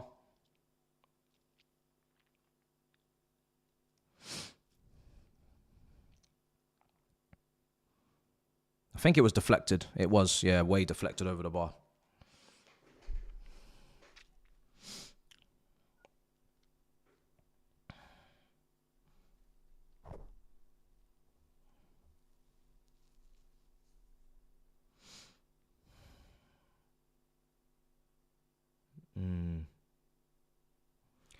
Corner's taken short.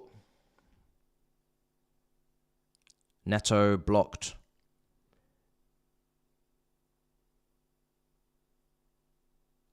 Camera can't pan to the fans. I don't think they want to pan to the crowd, to be honest. Palmer, Cucurella. 20 minutes, corner again.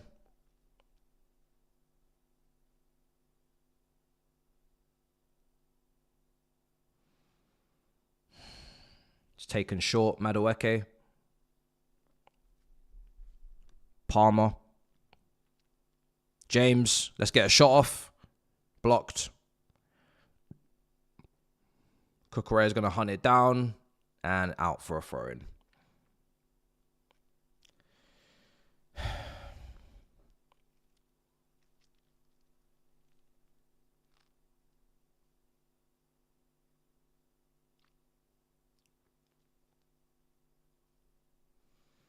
Yeah, you're never going to understand. As much as I explain it to you, you're never going to understand. Man said we're persisting with Madueke instead of Sancho. Why would you? It's like these people, they don't listen, chat. They don't listen. Madueke is already at the club. Madueke is already at the club. So you could sell him, make a bit of profit, and get better. Why would you buy Sancho, who you know is not good enough in terms of the consistency, in terms of the trajectory? Why would you buy him, give him a 5-year deal on wages that he doesn't deserve because it's an improvement? What kind of logic is this? Why don't you just not buy him and just buy someone that's good enough? Like, what is this weird logic? I don't understand. Don't make no sense.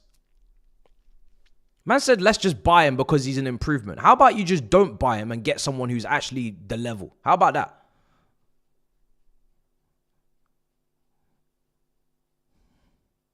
I think people have suffered from dementia, you know. This is the same Sancho that was on the bench in the first place at left wing this season. He didn't keep the place. He didn't earn the place. He didn't keep the left wing spot. He didn't nail it down. I genuinely think people suffer from dementia. I think they do. I think people think last season Sancho nailed down the left wing spot. He was consistent. He was scoring enough goals, and he was on point. And therefore it was just the easiest decision to just sign him. I think people think this. Just don't they clearly weren't watching how frustrating he was at times when he didn't perform. None of these wingers have earned a starting spot at Chelsea. None of them. Not a single one. Not a single one. Last season, none of them earned a starting spot at Chelsea. None of them. I know what I watched. The only players last season that performed, really, throughout the whole season was Caicedo and Cucurella. I'm trying to think who else.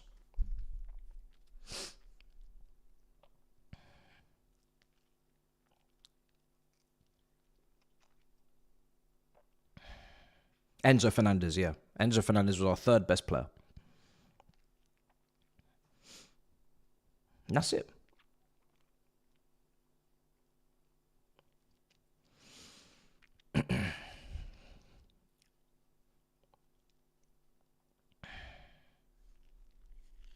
LAFC got a free kick. Clipped in. Caught by Sanchez. Let's go on a counter-attack. Let's go on a counter-attack. Oh my fucking God! Oh, my days. Oh. Boy, oh boy. Anyway, here's James.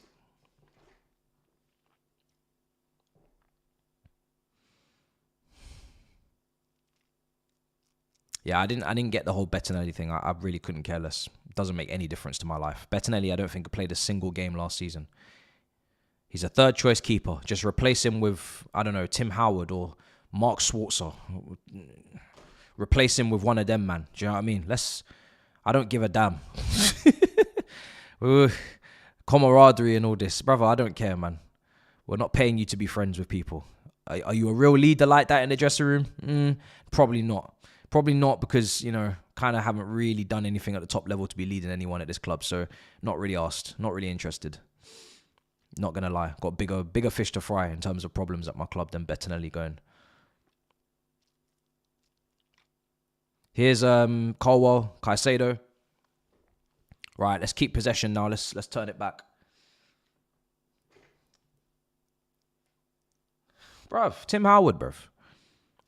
Brad Friedel.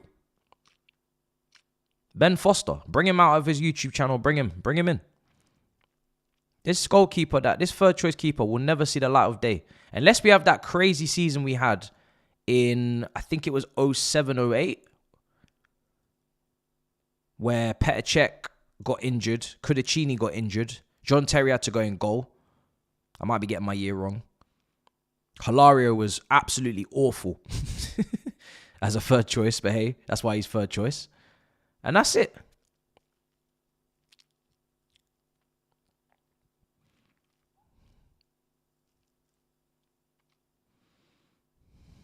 Oh. 06, 07, that's it. Yeah.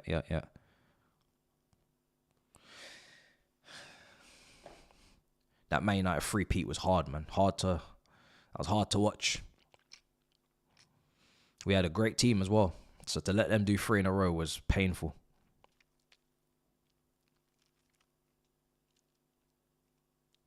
If we didn't get the injuries, we would have done our 3 in a row, I think.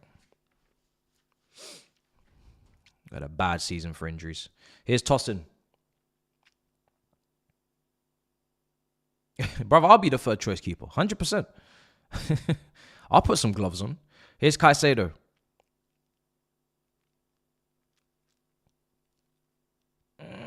It's unlucky. It's not far away. Not far away. Not far away. Not far away. It was a nice idea from Caicedo. Here's James. Yeah, I can dive. I can dive. I can dive. 100%. I'll learn on the job. Ben Roberts will teach me. Goalkeeping coach. Here's Lavia. What you got? You gonna do something?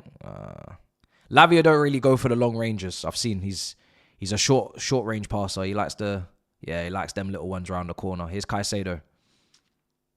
Enzo and Caicedo will do the big long switches. Lavia likes the short passes, or he keeps it on the ground anyway. If he's gonna do a defense splitter.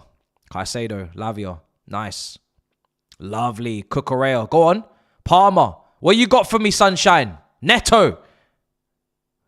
Clipped in. Oh. Woo. Here's Neto. The low block breaker. Go on. Woo. Big cross. He loves them back post crosses. Why? Why? What's Neto with the back post cross? What's with him in the back post crosses? Why is he always going for the back post?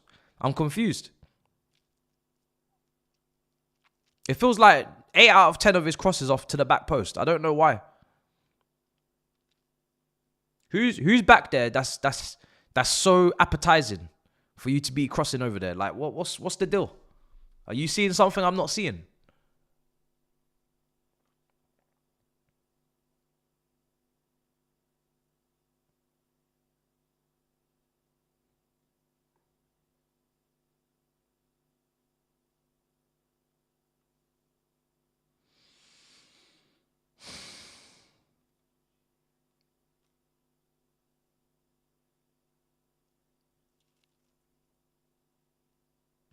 Big Steve's already coming with the screenshot of the crowd.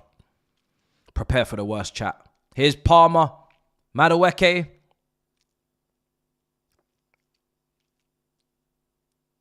I've already got my defense lawyers on this anyway. It's the first game on a weekday whilst people are at work. I've already got my alibi. Don't worry. Here's Palmer.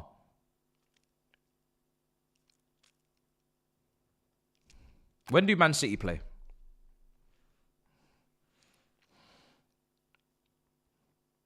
I'm already preparing my speech. When do Man City play? They play a Moroccan team, 5 o'clock UK time. Oh, that's going to be brilliant. What time is that in America? Yo, what time is 5 o'clock UK time? Wait, hold on, wait. Hey, that's going to be beautiful. That's looking like a nice, like 11 a.m. in America or something. That stadium is going to be so empty. Oh, my God. That's going to be beautiful. Perfect. Watch what you say today. Watch what you say. Because I'm telling you right now, your game, if you think this is bad, oh, my God. You lot are cooked in that fixture. 18th of June, we will be there. Don't say too much. People will be at work more than you can believe. Don't say too much. On a Wednesday, oh my God, on a Wednesday, 12 o'clock on a Wednesday, lunchtime. Good luck. Let's see what your capacity is saying. Let's see what your capacity is saying. Because I already know he's going to do one on the Big Six. I already know he's going to say something. Let's see what your capacity is saying on Wednesday, please. Let's see. 11 a.m. in the morning. Wow. Wow. Right bang in the middle of the working day. God damn, that's going to be brutal. Slap bang in the middle of the working day. You can't negotiate at 11 a.m. with your boss. It doesn't make any sense. It's not even lunchtime. It's not even a lunch break at 11 a.m. It's just not. You're 2 hours into your shift. Sit your ass down politely. Sit your ass down. Here's Palmer. You got a solution? Neto? I'm going to need something because this is getting a bit... It's dragging now, guys. It's dragging. Palmer. Switch. Madueke. How nice would it be if like a Kendry Pires could come off the bench right now? Just to excite us, guys. This is what I'm saying. That kid's training right now. Like he can't come and play in this. Look at this. Look at this.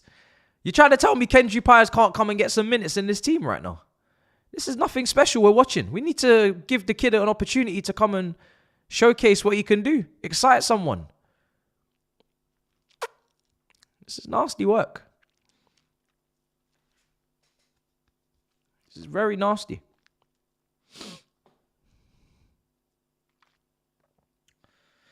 Right side, LAFC again. I'm not going to lie, yeah. This is the worst game of the tournament so far. I'm going to say it. This is the worst game of the tournament so far. I've watched 2 games out of the 4. From what I hear, the first game was there was actually quite a lot of excitement. It just didn't get a goal. 10-0 is 10-0, so there was goals. What can you do? This is not good. This is not good. We need something. Here's Palmer. Jackson. Oh, that's Neto's bread and butter from Wolverhampton Wanderers. Are you got something for me? Oh, he sat him down. Yes! Slander always breeds success. Yes. I call it the worst game. They bring me a goal. Lovely stuff. Now we're talking. That was straight out of the Wolverhampton Wanderers playbook. Nice little counter-attack. Nice breaking behind. This is what he feeds off. This is what he thrives off. And he gets his goal. This is what he's comfortable with. That right there is Pedro Neto. That's what he loves. He's been waiting for that moment all day long. That is what he loves to see. He better be onside, I'll be honest. Because if he's not, good finish. Good finish. I think he's onside, guys. Gotta be onside. Check back on the left foot. Bang. Near post. Easy. That is what Pedro Neto needs. That's what he loves. That's what he did to us when he was at Wolves. Break. And he slips while shooting as well, actually.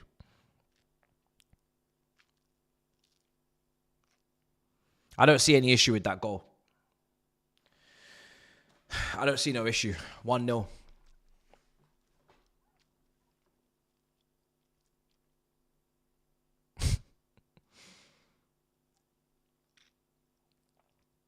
How productive is he going to be this season?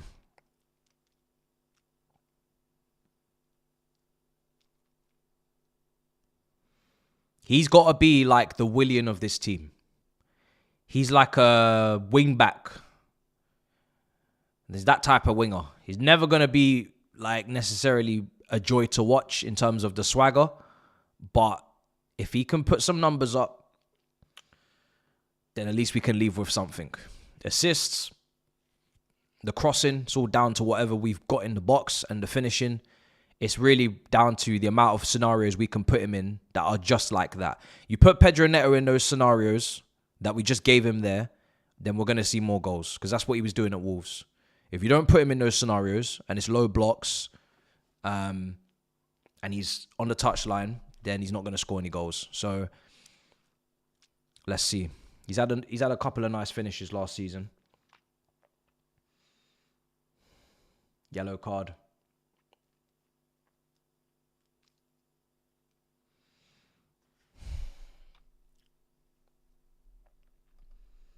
Jackson with the assist as well. We were spoiled with Hazard on the left wing, says Ty. Yep. Time to speak about the... Well, oh, we said that one already. This manager still ain't it, says Ty. Thoughts on Liverpool's transfer business? Read that one out already. Madueke is not the star player he thinks he is. In that super chat.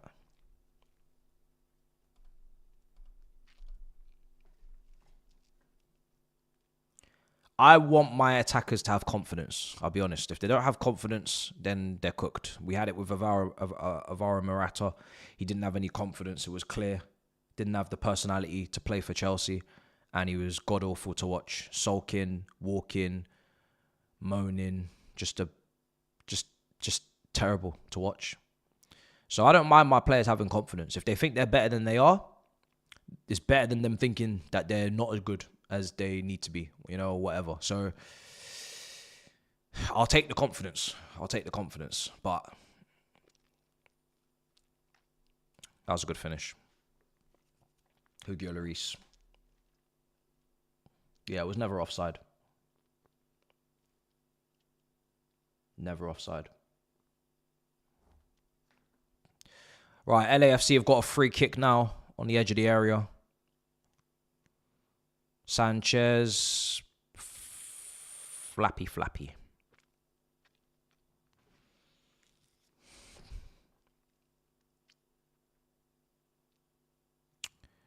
Yeah, not the greatest. Corner.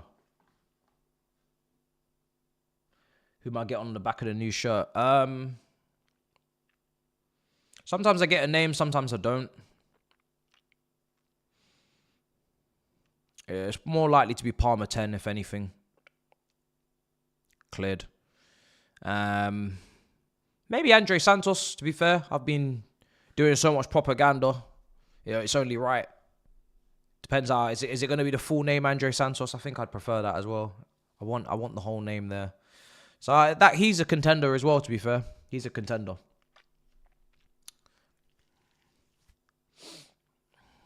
I don't really get defenders. Defenders aren't really...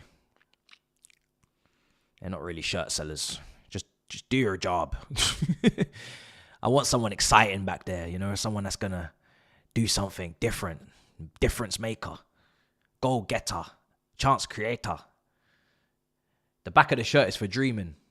You know what I mean? It's not for jobs. It's not for getting the job done. Defenders just get the job done, man. No one's getting Gary Cahill at the back of their shirt, I'll be honest.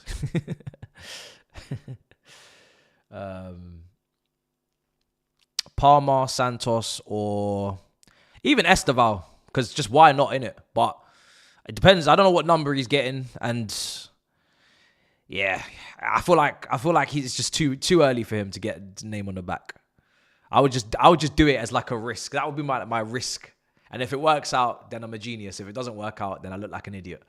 That would be like my risk is Esteval. But I'd say probably Palmer or Santos. Here's Lavia.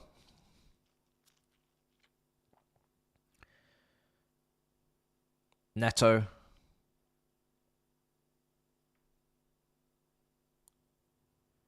James Caicedo. Like, I love Caicedo, but I'd never get Caicedo on the back of my shirt because I just feel like it's just not a risk. I don't know. It's just not moving me. It's not moving me on the back of the shirt. Back of the shirt is for the attackers or goal scorers, goal scoring midfielders. Lampard, you gotta be getting me goals from midfield. I never go with defensive players on the back of the shirt. Defensive midfielders or defense back four, goalkeeper. It just doesn't happen. Doesn't happen.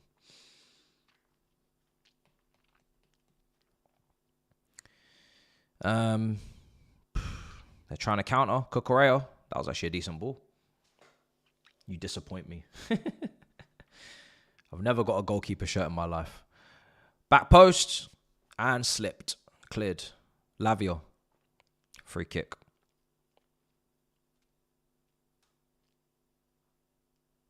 Cucurella would work. He's our most potent attacker. Oh, dear.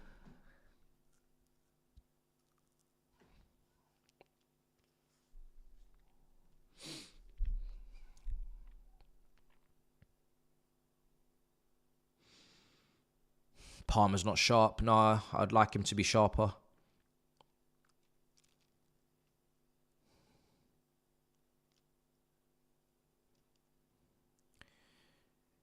I don't think anyone in the front line's particularly playing well. Obviously, Jackson's great assist, great moment. Neto, good finish, good moment. Jackson's has some good hold-up play here and there. Jackson definitely feels like a facilitator. If you put goal-scoring wingers around him and you played in a system where the wingers were allowed to, really attack the space and attack the goal, and then you overlap the fullbacks, that makes Jackson's life a lot easier, because that weight of pass for Neto is exactly what you want to see from your provider. Jackson's won it now, up the pitch, high press, wins the throw-in.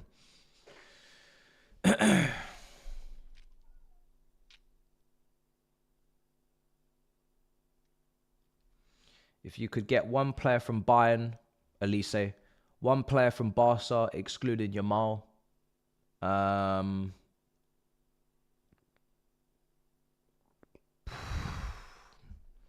probably Lewandowski. PSG.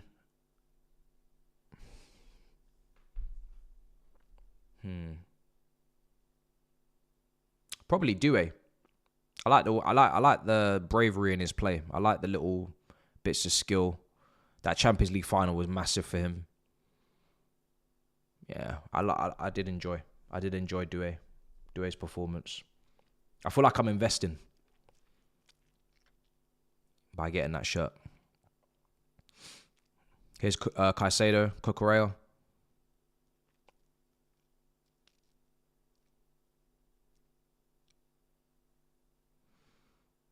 I'd like a second goal just to shore things up before we look at substitutions and stuff in the second half. Can't believe how many empty seats. I know I keep saying it, but it's so sad. It's so sad to see, man. God damn. Here's Cucurella, Caicedo, Colwell. He's going to punch that pass. Nope. Cool.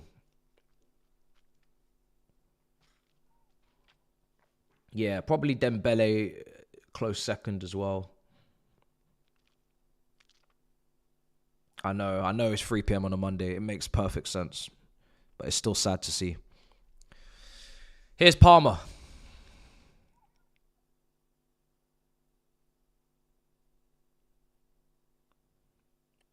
Cucurella in the box. Neto's cutting in. Palmer. Never really got it out of his feet quickly enough.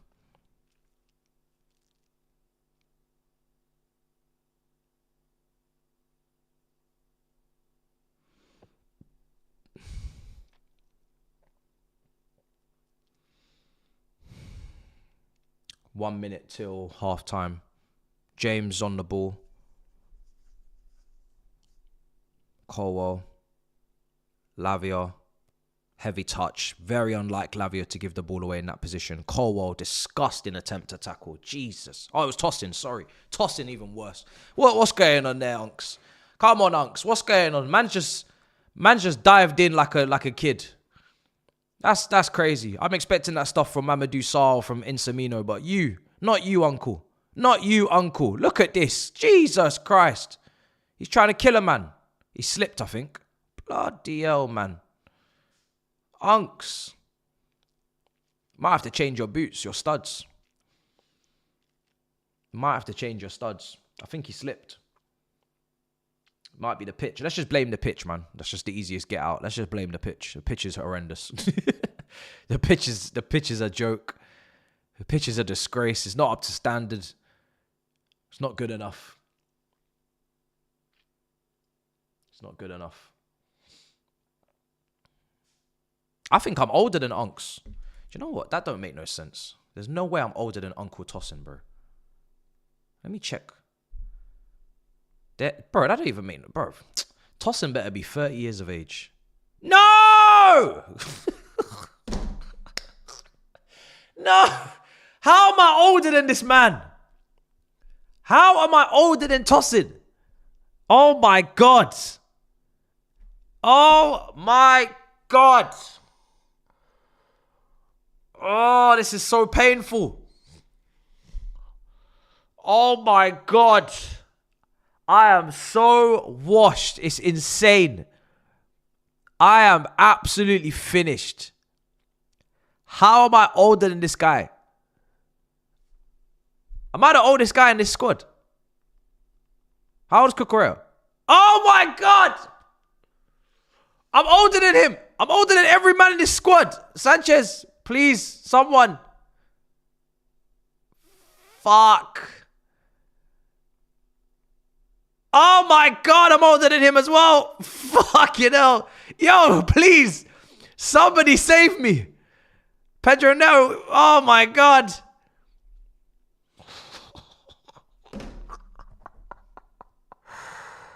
Ooh.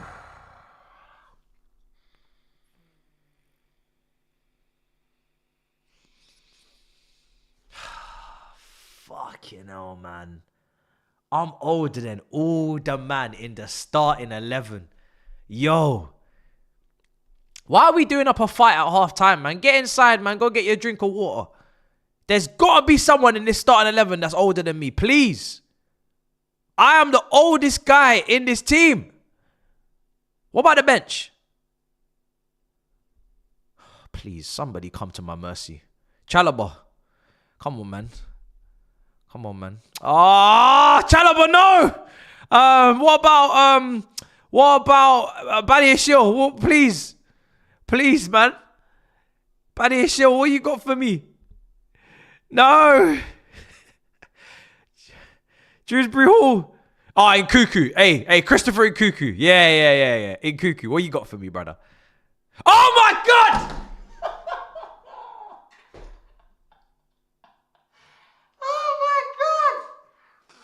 Oh my God! I'm fucking done. No, I'm done. I'm done. Yo, chat. I'm finished. Dewsbury Hall. Nah, this is disgusting. No. I'm the oldest man in this whole damn squad selection today. Oh my God. Life has just hit me like a ton of bricks. Oh my God. And comfortably as well, by the way. Not even by a couple of days, weeks or months. Comfortably the oldest man. Oh my God, I'm finished. The day has come. This is tough. This is why we needed to sign Big Mike. Just to wow. Okay. That hurt. I'm not gonna lie, that might be my midlife crisis starting from right now. Right now. Right now. I need to ring. I need to ring these guys. Oh my God. That really, really hurts. I'll be honest. That really hurts. That really hurts me. That really hurts. Wow. Hi. I'm bored. Well, you're bored and I'm having a midlife crisis. So which one do you prefer? Talk about your midlife crisis, bro. I think that might be a little bit more entertaining. So I've had a midlife crisis now because I've just realized as I've gone through the whole starting 11 and the bench, I'm the oldest person out of all of them. No way. Yep. Are you actually older than everyone? I'm older than everyone. I was calling Tosin Unks. I'm older than him. Bro, he should be calling you Unks. Yes. I'm older than everyone. Wow, when did this happen, Matisse? I don't know. Young once upon a time. This is a disgrace. Well, what am I then? I'm dead then. I'm dead. I don't belong in this world. Eunice, I'm having a midlife crisis. I'm sorry. I was about to say, what's going on? I'm older than everyone in the squad, bro. You're older than everyone in the squad? Bro, me! Me, bro! That's what I'm saying! Not, bro, me! Not Drug Bubba, not me! I'm cooked and Miz is in the grave. I'll see you guys in the afterlife. Bro, I'm the kid that was with Dammy. I was on the roads, on the streets, doing up the Twitter video in Sainsbury's uniform. Why am I the oldest one? Yeah, roundabout in that. Dang. We are all unks now, guys. We are all unks. Fuck, man. Wow. I'm cooked. News, that's bad news. How do you feel about that, Matisse? I don't know what to feel. I am feel. Is it because Bettinelli's gone? Bro, yeah. I think so. I I'm experienced. Bro, we're the experience now. I'm closer to Mariska's age. Yo, we're cooked. I don't think I'll see the game the same way again. Oh, mate, that's mad. I don't think I'm gonna. Do you know what? I don't think I'm gonna watch the next season the same way I watched the last season. I think I'm cooked. No, that's it. That's it. Honestly, I don't know about you guys. I've been yawning so much in this match. Like, I've watched some of these Club World Cup matches and I've been entertained. Yeah. This one, I am yawning. I am yawning every 2 minutes. Bro, you were contemplating pillows on my stream. Yeah. Is this any different to Conference League? Like, it reminds me of Conference League. It's not, like, nothing different, to be honest. It's a bit similar, isn't it? Just be traveling. Yeah, I should be there. I should be vlogging. No, do you know what? I said just before the goal, I said this is the worst game I've watched in the tournament so far. And then it doesn't help when you see the attendance because we're playing at 3 p.m. US time. So there's barely any fans. Yeah. There's bare empty seats. But like even the 0-0s, they were more exciting, I think, than this one. This one is very dry. Bro, yesterday's Porto versus Palmeiras 0-0 was exciting. It was I watched the first 60 minutes. I didn't watch that. That was an exciting game. Even Al Ahly and Inter Miami 0-0 was exciting as well. Do you know what? Yeah. I do feel like this system lives and dies with the wingers because the way that they are in this system, if they're not special, it's just very boring. Yeah. Do you know what I mean? Yeah, go on, Yunus, bro. Sorry. No, so someone brought up a point earlier, which it makes a bit of sense, right? How the players might actually be managing their own minutes here. How do you mean? Like with the season just finished, and this isn't exclusive to Chelsea, right? Yeah. But there was a rumor that popped up 2 days ago that the players are actually feeling tired. Yeah, so fair. They might be here just managing themselves, and I don't know if that's the case, but it looks like it. That's fair. Yunus, just quickly on that, right? They say that the players are tired. Let's just quickly read, because it's easy to just say that because it's the end of the season and you think, so many matches, this, that. But if you look at it, how many of these players actually played Conference League till the end? But they didn't play. Most of these players didn't play Conference League matches up until right at the end. Most of the time, we were out of the cup competitions very early. Which tide are we talking about here? Like, which tide?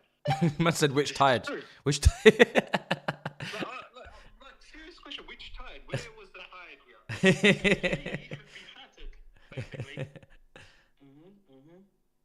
I can imagine maybe Cucurella. He's played a lot of games. Fair enough.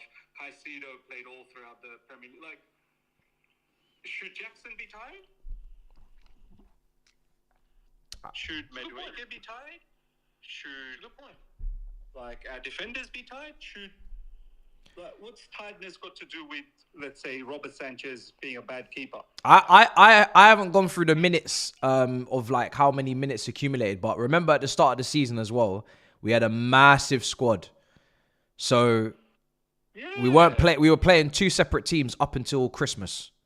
Exactly. So these guys weren't even playing 2 games a week the whole season. They were playing 2 games a week. Well, I mean, some of them were never playing 2 games a week until the final, but, you know.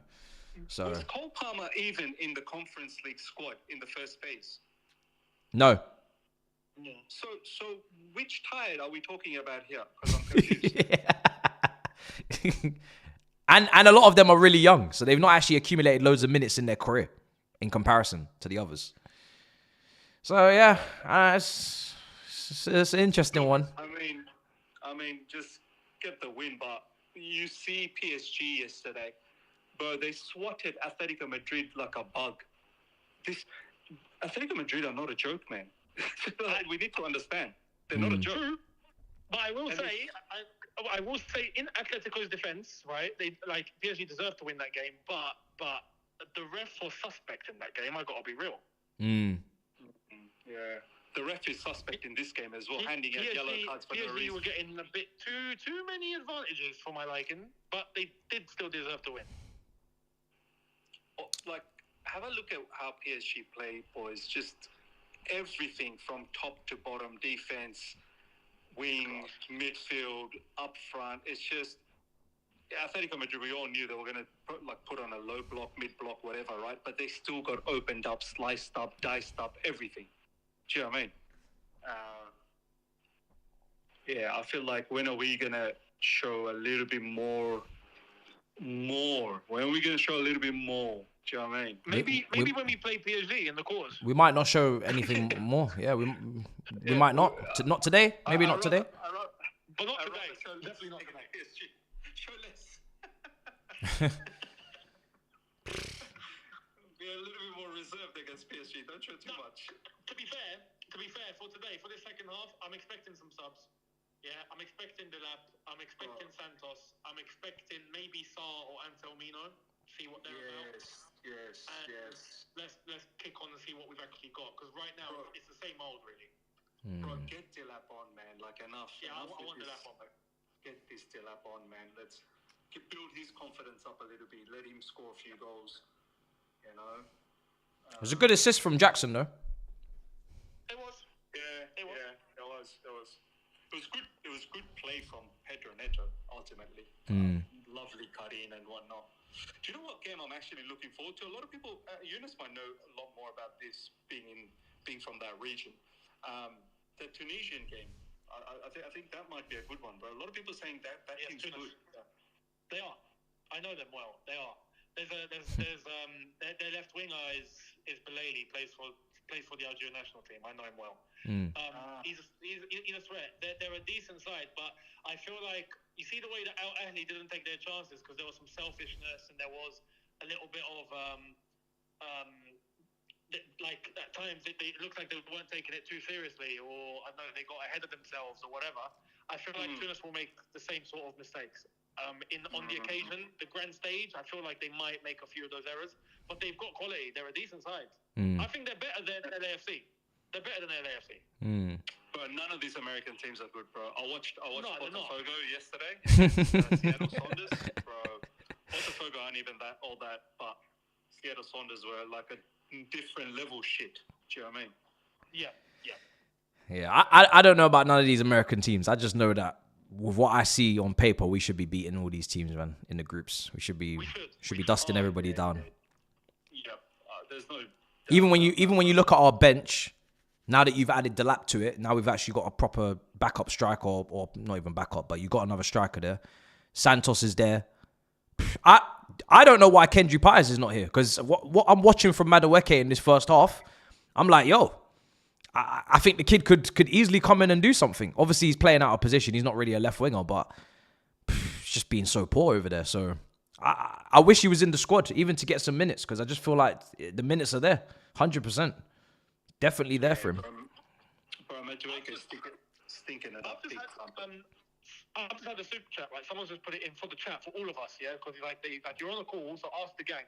Basically, it said, how about we stick Delap on, put Jackson on the left. Yeah. And if Caicedo's tired, how about we get Santos in on his place and we actually see what that could do? Yeah.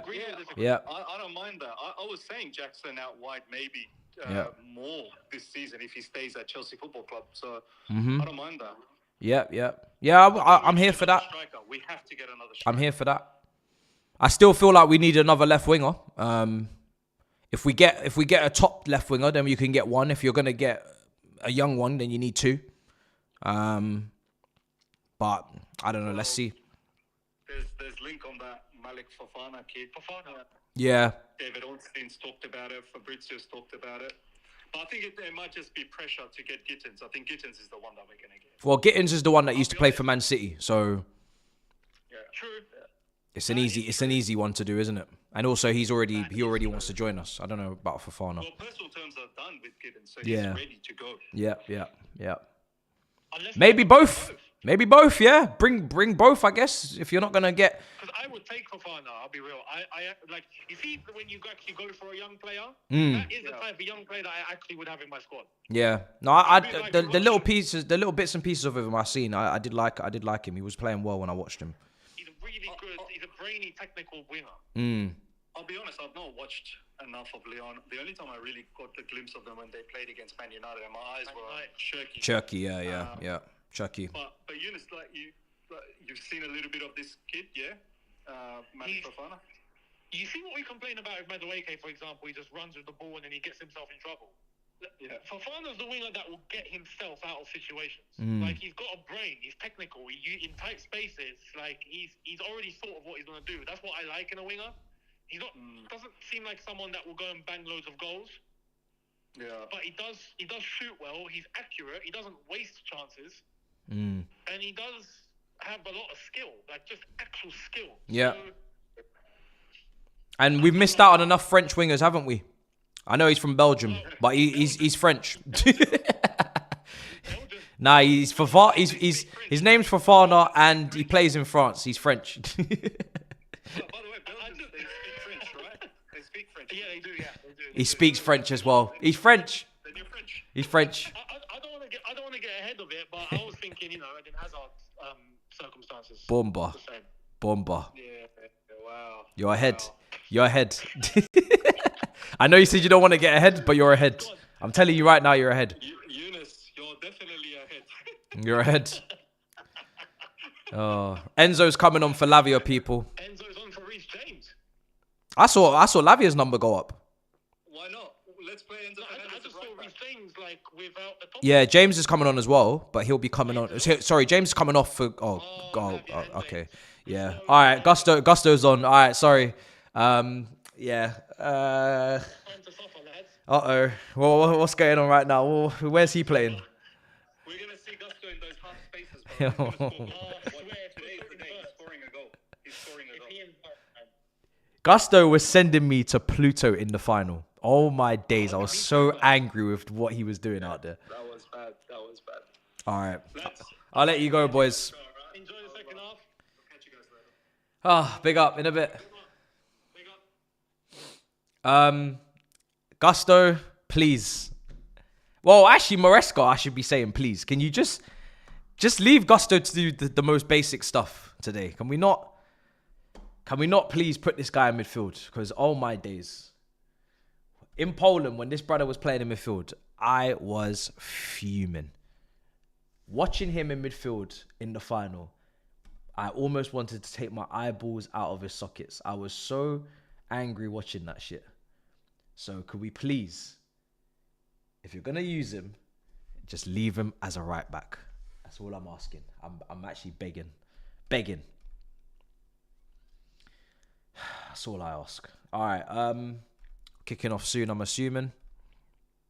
Yeah, we are. So let's get this timer ready. The players might be managing themselves. It's true. They could be.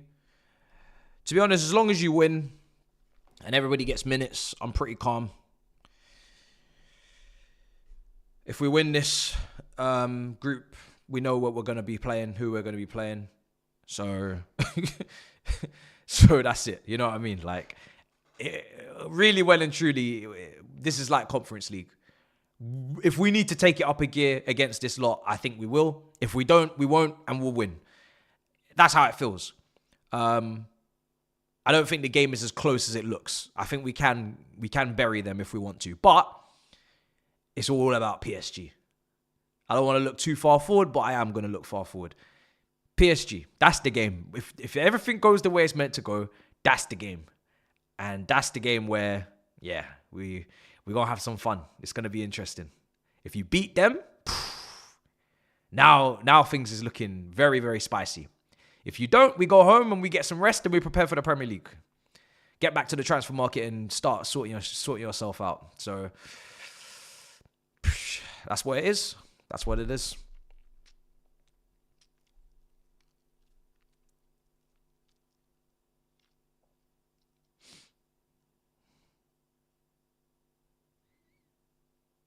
Come on, what is going on with all the delays? The amount of empty seats is killing me. It's really taking the life out of this. Look at this, man. Look at this. It's bad. Okay, there's levels to this. I get it. It's bad, but this is really bad. This is bad. You can have empty seats, but this is bad. This is bad. This is bad.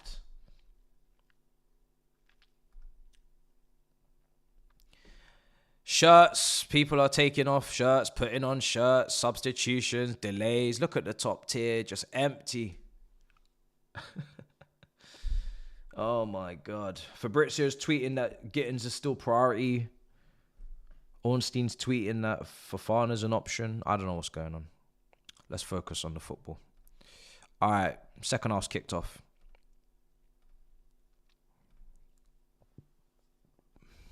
I don't know what was going on there, man.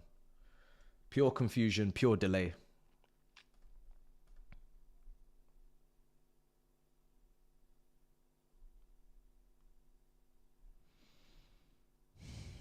Cucurella, Jackson, Palmer, Neto, right side, Palmer, Caicedo, not a good pass. Not a good pass.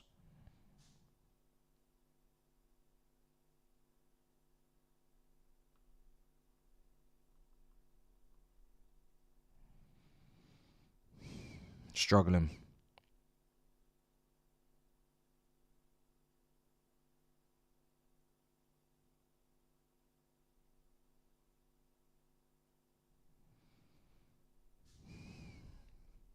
"46 minutes. If we get that second goal, then we can start looking at some subs. I mean, there's some subs we can make regardless, but I also do want to see Encimino, Mamadou Sarr. What kind of pass is that from Cole Palmer, man? Jesus Christ. What kind of pass is that, man? He needs to up his game, second half. Poor start to the second half from him anyway. Just that pass as well. Here's Cucurella, Jackson. My thoughts on Esteval. I think some Chelsea fans are getting too excited about him. I watched him for Brazil against Ecuador, and last night he wasn't good. Too lightweight for the Prem. I don't agree, because I did see some tenacity. I did see some duels. I did see some physicality to him. I know he looks small, but I did see some grafting from him, so I don't think he's too weak. But again, like I said when we signed him, we got to understand that he's coming to a new continent, new country, new language, new culture, new league. He is definitely going to need some time. If he could be a starter in 2026, that would be great development. Obviously, the earlier the better, because we're watching our wingers today and we're struggling. Cole Palmer's having a mare as well. But I'm trying to be realistic and try to be fair to the kid. He needs some time. But also, you have to also bear in mind, from what I watched yesterday as well, the players around him are not on his wavelength. You can clearly see that they're not the level. So a lot of the moves that he's trying to start, continue, they're not coming together. So I think better players around him, that will help as well.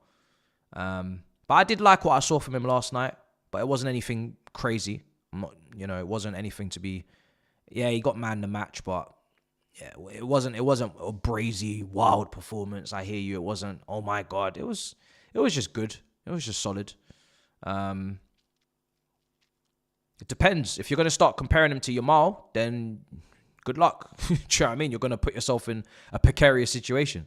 If you just accept that he's 18, he's got talent, and we're going to give him time, then you'll be all right. It depends what you think you should be getting from him. That's really what it is. I'd like to undersell and he overachieves, rather than, ask for too much and then be angry that he doesn't deliver straight away. Here's Madueke. Jackson, that's good play, Madueke. He's giving it.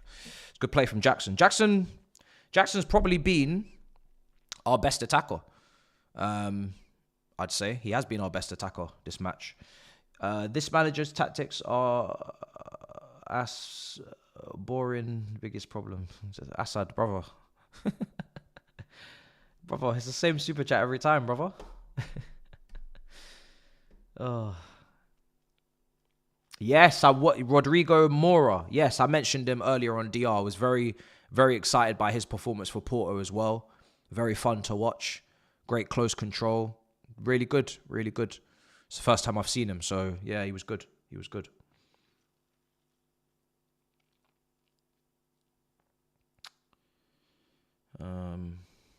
If you're going to... Look, if you're going to look at making a change, you got to change something on the left wing. Either you move Jackson to the left wing, or you put George on the left wing and you move Noni right, or you take Noni off, but you got to do something because the left wing's just not working. It's not working. That would be my first change. That would be my first change. Bring on or move some. Or, you know, even if you want to put Neto over there and put Madueke on the right, just swap them. Why are we so afraid to swap our wingers as well? Like, why are we not able to just swap the two wingers? Just give them 10 minutes. Just swap them. Why have we not done that? I don't know. Woo! Deflected wide. That was a bit scary for a second. Why not just swap the wingers? Just quickly just swap them.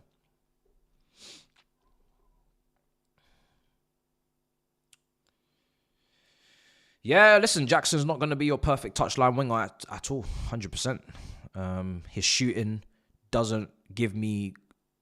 He doesn't shoot from the wide angles at the, you know, like a Iron Robin. So, oh my fucking God, that shot, Jesus Christ. that was clearly his weak foot.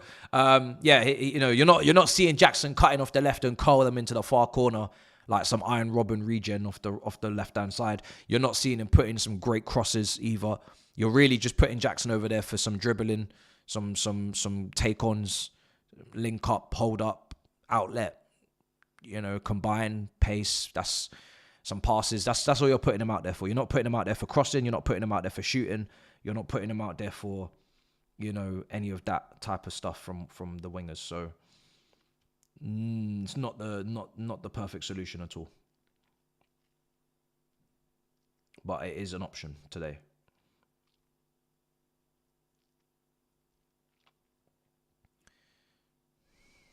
But Noni doesn't look as comfortable on the left as he looks on the right, that's for sure. And this is what I was saying about the other young players we've brought. I think I would not be surprised if they all looked a little bit out of place on that side, especially in our system as well. Neto, crossed in, cleared. Can we get a shot? Cucurella, out to Madueke. Clipped in. Colwell. Who's this? Yeah. Done well. Done very well, Colwell. Very, very well. Very well. Done very well.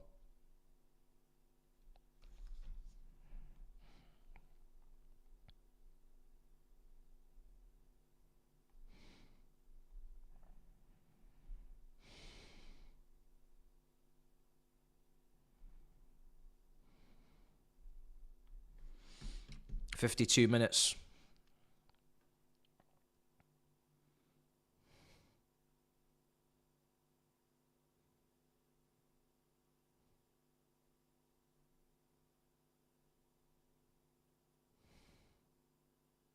Palmer.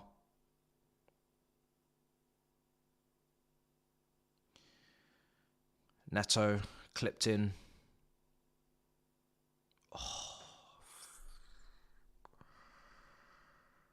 Oh, how has that not gone in? Why do we suck aerially so much? Has that... Please tell me that's hit someone. Header? Yeah, it has. Okay, it was blocked. I thought so. Didn't look right. Good defending. Good defending. Can't really ask any more from Jackson there. Here's Palmer.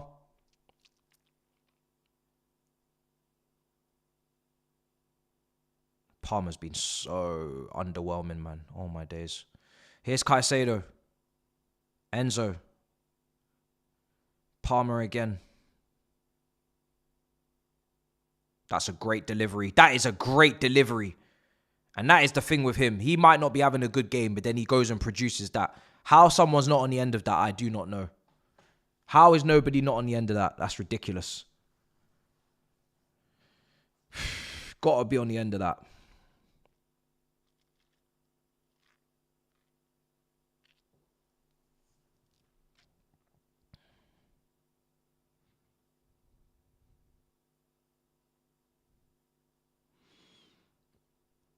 Here we are. Enzo gets back. Good.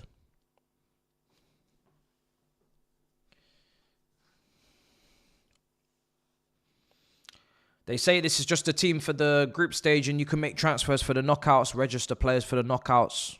I don't know how big the gap is from the last group game that we played to the first knockout game, quarterfinals versus probably PSG. I don't know how much time there is to get a new player in. I don't think any of the targets that we're after at the moment are really changing the odds of that PSG game drastically like that anyway. Apart from maybe the keeper that we were going for. Maybe we still will go for. But it's not like as if we're trying to almost get, you know, Osimhen and Rodrigo over the line. Where it's like, oh my God, if you bring those two in, bang, PSG, you must be scared. You know, it's not like that. So, yeah, it's a similar game regardless. You just need someone on the left wing as an option because it's just imbalanced. Just balance the team back out again, really, is all we're trying to do. After the long Prem season, why are you expecting glitter and sparkles in every touch? Ball in behind. Well, we just discussed that at half time.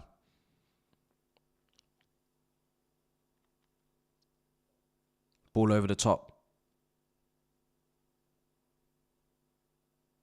We almost conceded. Big save from Sanchez. That was almost 1-1.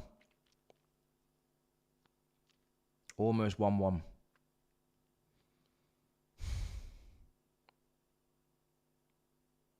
Neto getting bullied there.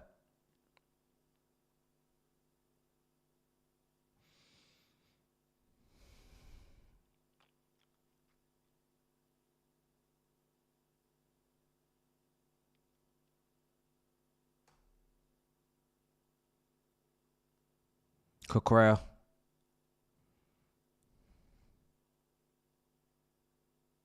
Neto.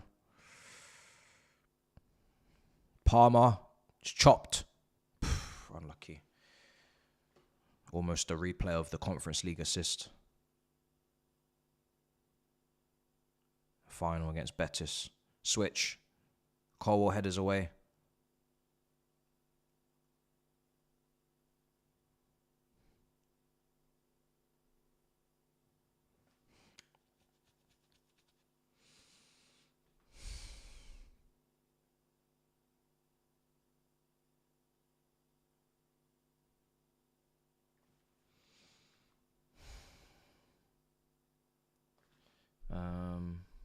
Why is Neto defending? To be fair to Neto, he does work his bollocks off.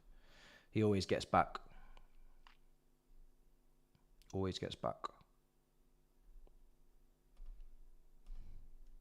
Someone's gone down.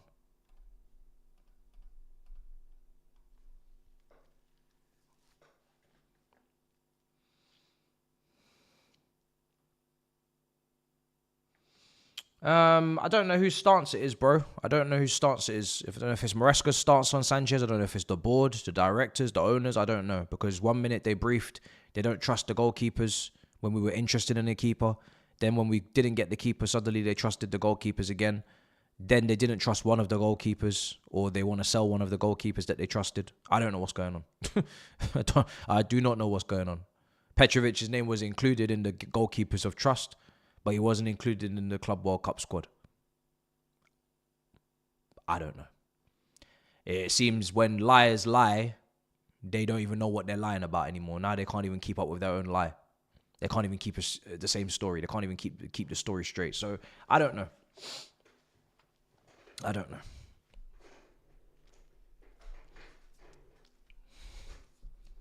It can't all be true. That's all I know. Someone's lying.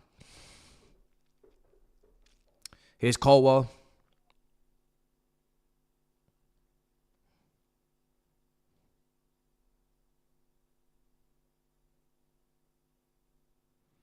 Back to the keeper.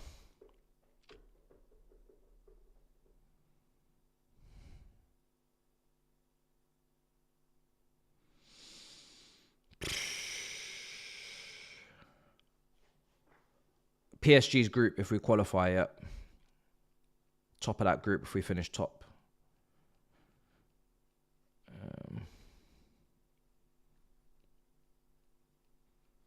Might go Strasbourg on permanent. I didn't see that report, to be honest.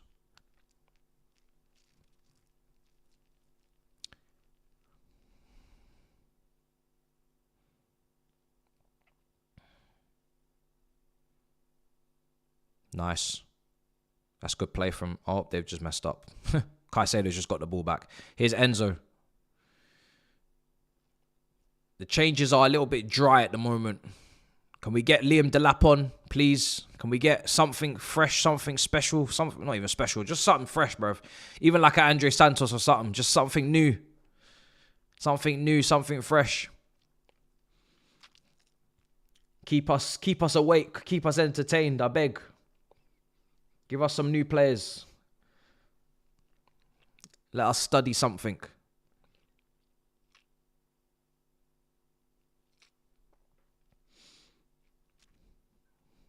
We're begging you. Here's Palmer. Going on a run. He's going all on his own. No support. Jackson comes close. Palmer again. Does very well. Palmer. Great play. Did very well there, Palmer.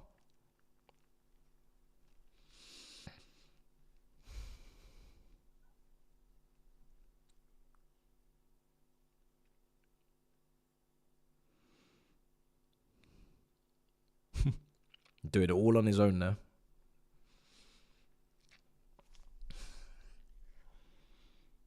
Is Delap coming on? Good. Who is he coming on for is the question.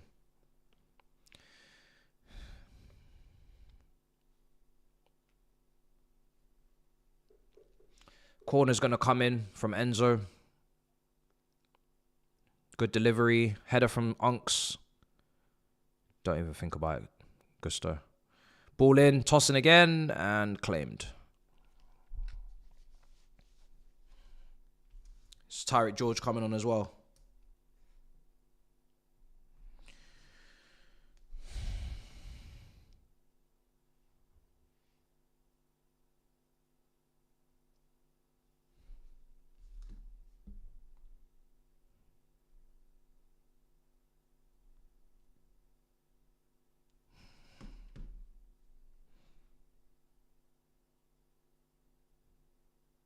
Yeah, it's a free kick on Cucurella.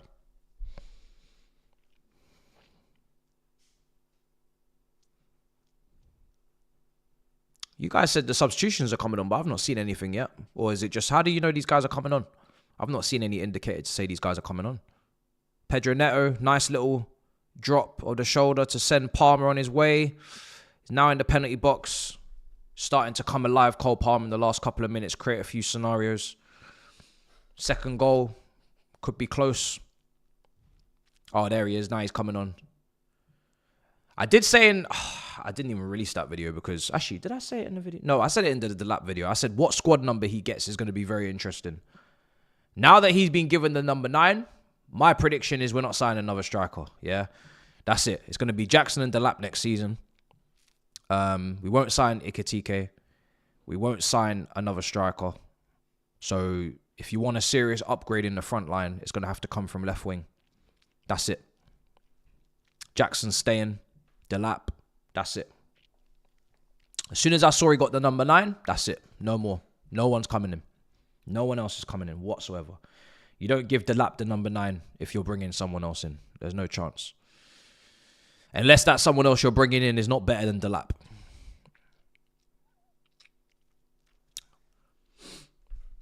Tyreek George on the left wing. That's my prediction, though. But if we do get Ikatike or someone... I mean, to be honest, they probably see Ikatike as an Nkuku replacement anyway. They don't really see him as an out-and-out striker, I don't think. I think they see him as an in-between the lines kind of guy. So if he does come in, he wouldn't be getting the 9 anyway. Cucurella, Delap. He's dispossessed. Cucurella, good high press. Caicedo. What's going on, ref? What's going on, ref? What's going on right now? Voldemort, yeah, I don't know. Is that for us? Is that for Strasbourg's? I don't know.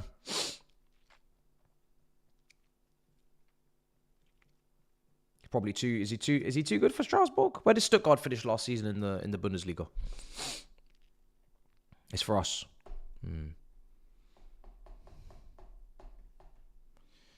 Right side.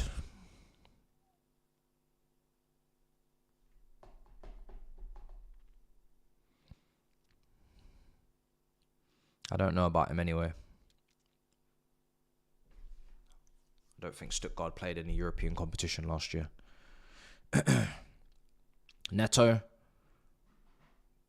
Gusto. Palmer switching. I don't know what's going on there.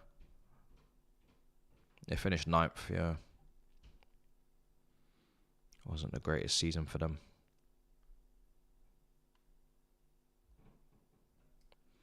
Yeah, they didn't play in Europe. Oh no, they did play Champions League group stages. They played Champions League group stages, the league phase. Was he starting for them? I don't remember seeing him. Did he play? I don't think he started for them in the Champions League. I don't remember seeing him there, guys.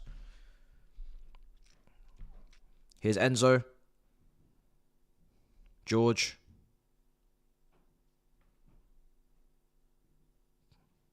Yeah. Grassi got them in there, innit? Grassi got them in the champs. Then went to Dortmund.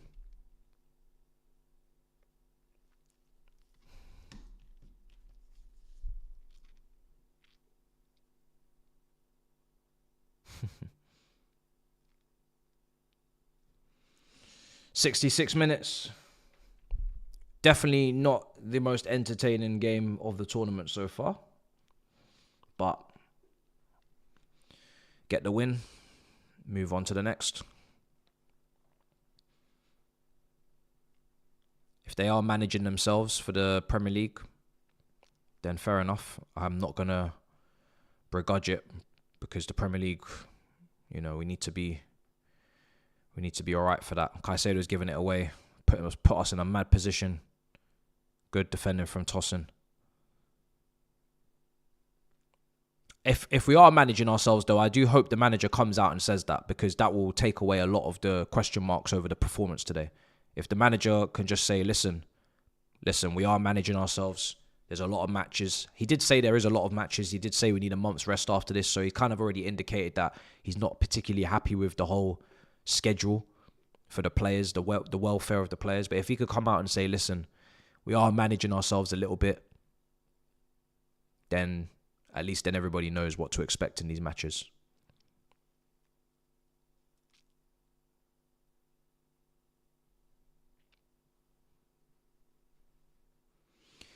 Tyreek George.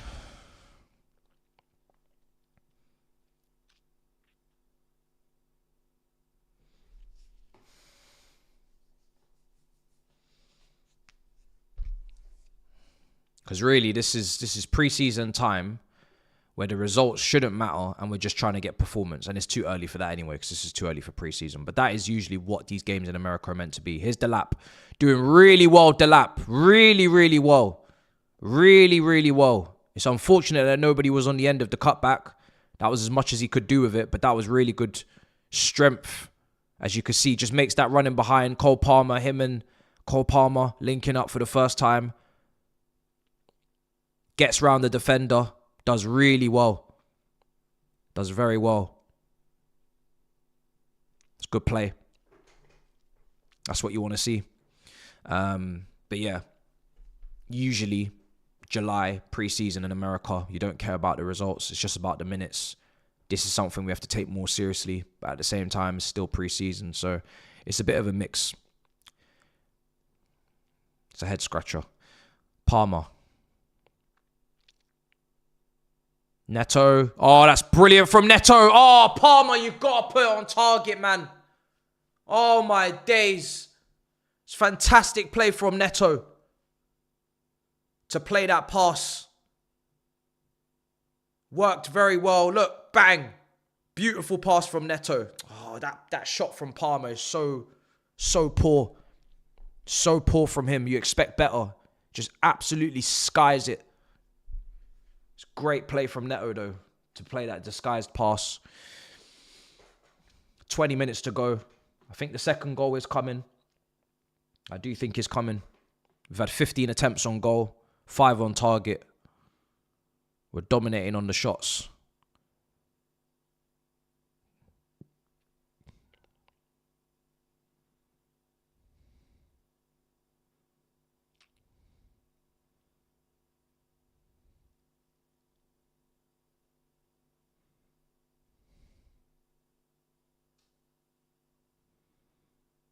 Some positives to take today. Some... I don't even know if the negatives are really anything to do with the play. Well, okay, Madueke on the left wing, that's a negative, to be honest. But that's even you can even put context on that. You know we need a left winger, so it's not really anything to really talk about too much, because we know what we need. We needed it before the tournament. We still need it after the tournament. If he goes and stinks it on the right wing, then it's a different conversation. But we know we need a left winger anyway, so we're just wasting our time talking about him on the left wing. Palmer a bit rusty, yeah. But he's even then, like, Palmer's funny because Palmer will be rusty for 20 minutes and then for the next 5 minutes he'll just start doing world-class shit. And then you get rusty again. So he's just kind of just all over the place. Liam Delap wearing the number 9. A lot of people saying it's cursed. Let's see. Shot from distance. Not bad effort.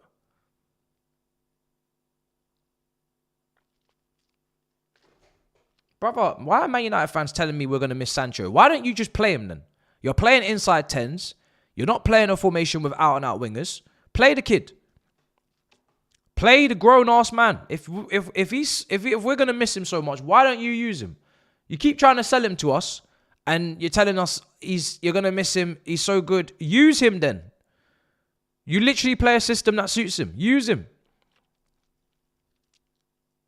You got 2 twin 10s there. Use him. Here's Tyreek George.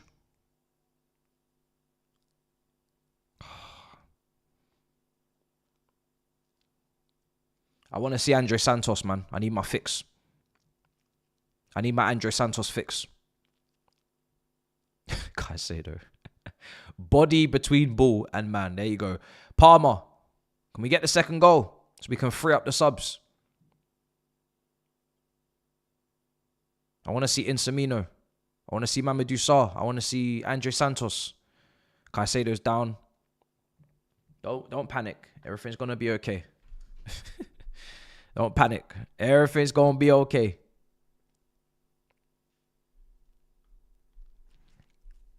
"72 minutes.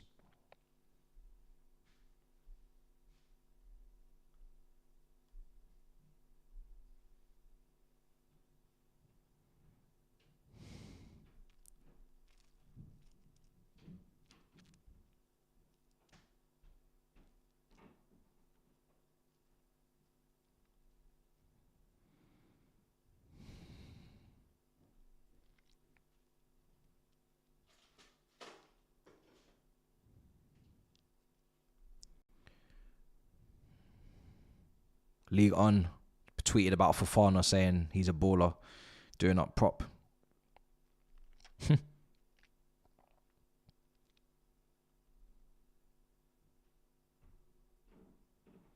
Game's restarted. Caicedo's fine, but if he is limping, no reason to keep him on. Just bring on Santos, or bring on in Guiso. Bring on his replacement or his backup.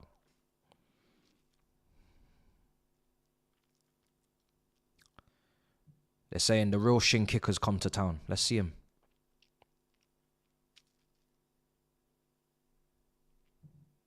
Yeah, Iguiso.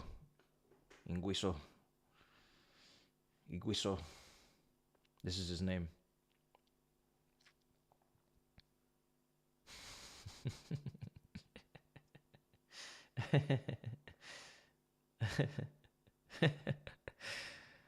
Oh, man.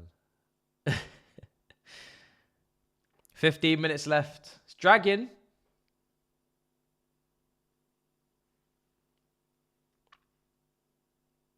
It's dragging a bit.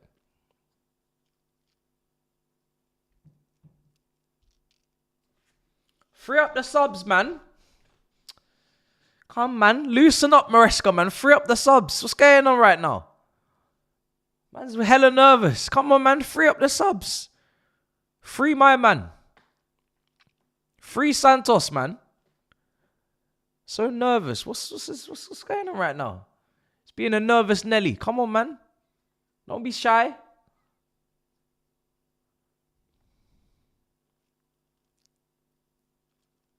Neto. Here's Delap. Delap. He's just run into a corridor there. Didn't have the... Yeah, that's a bit silly. They started to call him the B-Tech Nunes in the chat. The rivals are hating already. How are you hating over a £30 million move? How's that happening? Literally a 30 million. You can't go wrong with 30 million. Guaranteed profit on Delap. Guaranteed. English, young, City Academy on his CV. Chelsea now on his CV. Guaranteed profit, man. Light work. Low wages, I'm sure. England are going to need a striker soon. They're all 30-ish. Kane, Tony.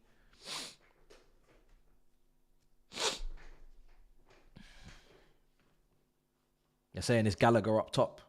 That's nasty. That's very nasty. That's very nasty.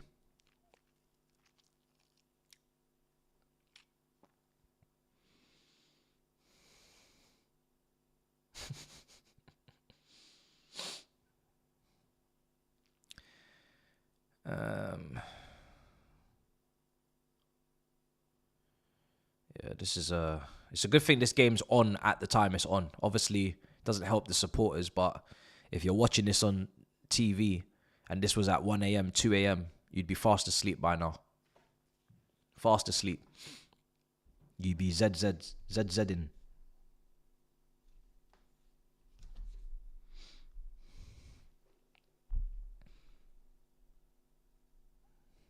Plenty of Zs.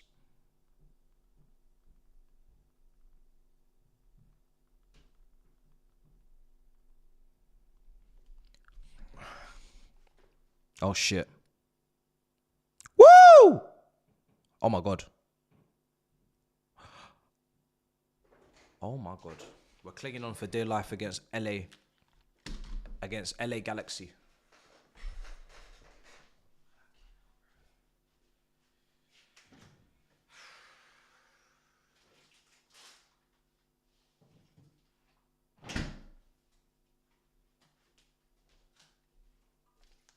We're clinging on for dear life against LA Galaxy. David Beckham's LA Galaxy, and we're clinging on. What's going on right now? We need to chill, bro. What's going on? Yo. Robbie Keane's LA Galaxy. David Beckham's LA Galaxy. What's going on right now? Can we relax?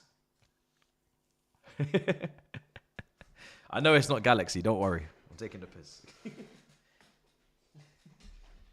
Bro, what's going on? What in the world is going on right now?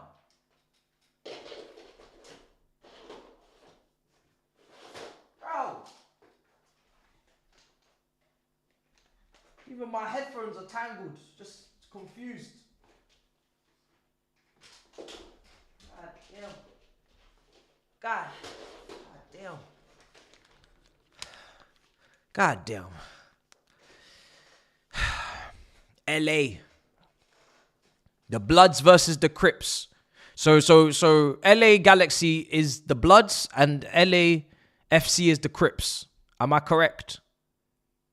Yes! 2-0. Finished. Enzo Fernandez. First goal of the new season. It's the new season in my head. I don't care what anyone says, it's new season. First goal of the season for Enzo Fernandez. First goal of the season. More goals than Bruno Fernandes this season. First goal of the season. Liam Delap makes a run.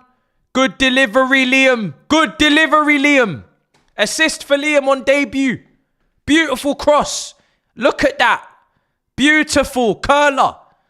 Instep of his right foot. Oi, look at it. Look, Liam.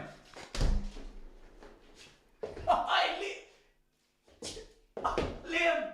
Liam. Liam. Oh, Liam. It's Liam. Liam. Liam. What's going on? Liam. Wow, crossing ability. This is insane. Harry Kane. Wow. Wow. Good work. Good work. Good work. 2-0. Lovely stuff. Can we get some subs now? Can we get some subs? They're telling me to chill. I'm in my prime. What are you talking about, unks? I'm in my prime. Do not go and concede now, please. Oh my God. Oh my God. We are walking on the tightrope with this defending. Enzo switches. I'm enjoying this goal scoring Enzo arc. I really am. This goal scoring pack. This goal scoring trait attribute that he's downloaded. I actually think he had it at, did he not have this at, was it River Plate? No. Where did we get this brother from? No, Benfica got him from there, to be fair. I think he was getting some goals in Argentina. Then he became more of a creator at Benfica. Obviously banged in that beauty against Mexico, but yeah, it's good to see. It's good to see some goals. It's good to see some goals. Wasn't prolific at Benfica, nah. I think they were using more for creation. But I think he got some goals in Argentina. I think.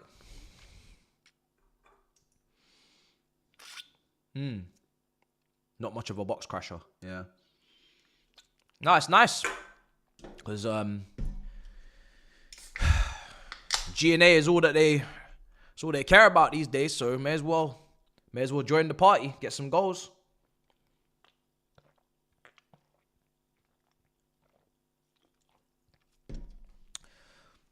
What are we going to do with Cucurella in this tournament? He needs a rest. If we're talking about who's clocked up too many minutes, he's definitely someone who needs a rest. Played all the way to the end of the Euros with Spain. Played all the Nations League. Played all the Premier League. Played a good amount of Conference League because we don't have a left back. Played the Cups. Played... Bruv, where's his rest? Where is this man's rest? It doesn't exist. Overplaying that man a lot. I can see the injury from a mile away. We need to be very careful. We really need to be careful, man. I can see it. All these durable guys, they just hang out to dry, and then oh, come on, man. What's Nkuku coming on for, really? Come on, man. What we really doing here? I thought this brother was going to Bayern Munich. What's going on? We ain't got something a little bit more exciting than that coming off the bench, no? God damn. Nkuku's coming on for Palmer. Caicedo's coming off for Nguiso. Listen, at least Nkuku's playing in his natural position. That's the one thing I will say. He's playing in the 10. He's playing off the striker. Hopefully we can get a better performance last 7-8 minutes. At least that's the one positive. This brother's playing in his position. So I'm expecting a little bit of an improvement, hopefully. At least now it makes him a bit more marketable if he wants to leave. You're playing in your position. You're going to give us some nice football. Going to give us some nice flicky. And then you're going to do what you do. If you go, you go. But, play in your position. Lovely stuff. Man said, Santos transfer request coming soon.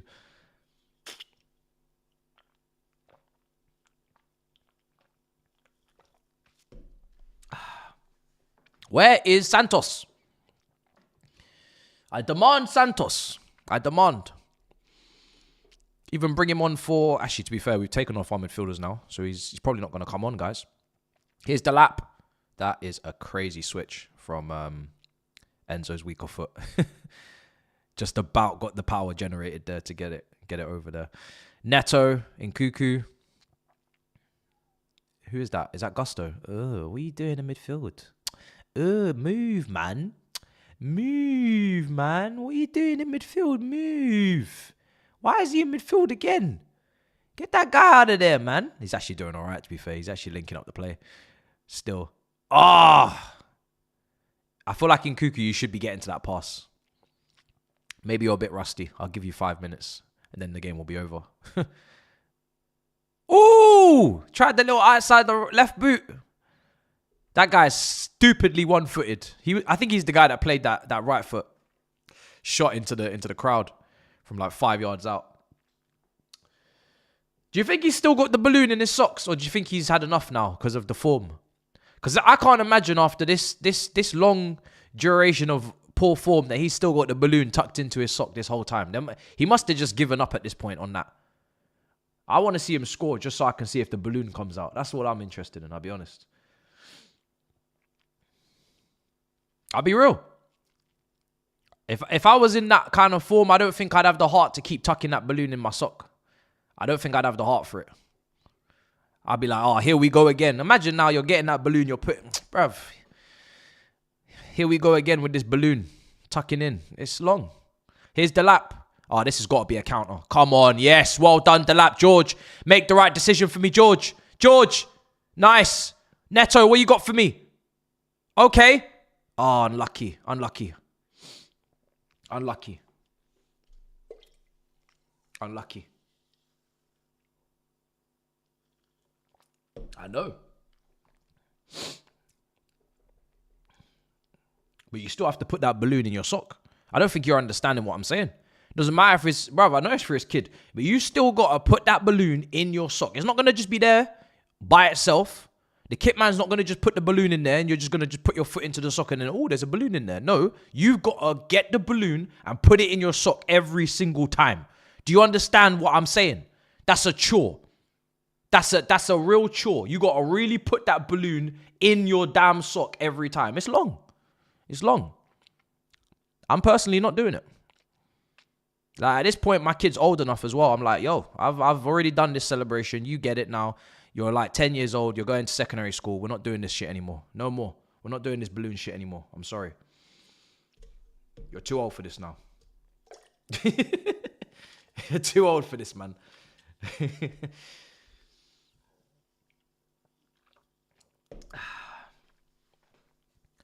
I don't know how many changes you can have. Is that Cavani? At Boca Juniors? Wow. Cavani at Boca Juniors. Wow.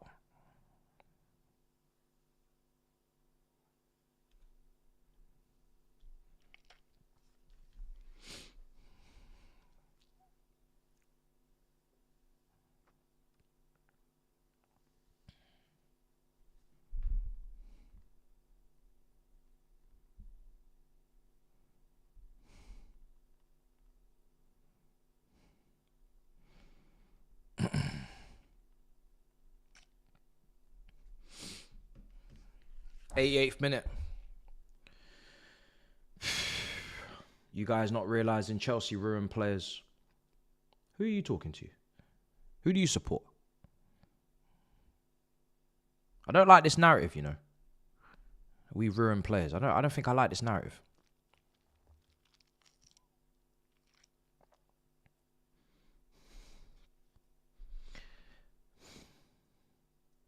Oh, you support Chelsea. Thanks, man. You made this game fun. Appreciate it. I don't really know what I did. I was just kind of just chatting, but hey, I'm glad I did something. Big up to you. 30, what was this? 30 minutes. I'm looking forward to discussing this. 2-0. I said 3-0 on my prediction. So we're 1 goal away. It's decent. We've seen enough different things to talk about for sure.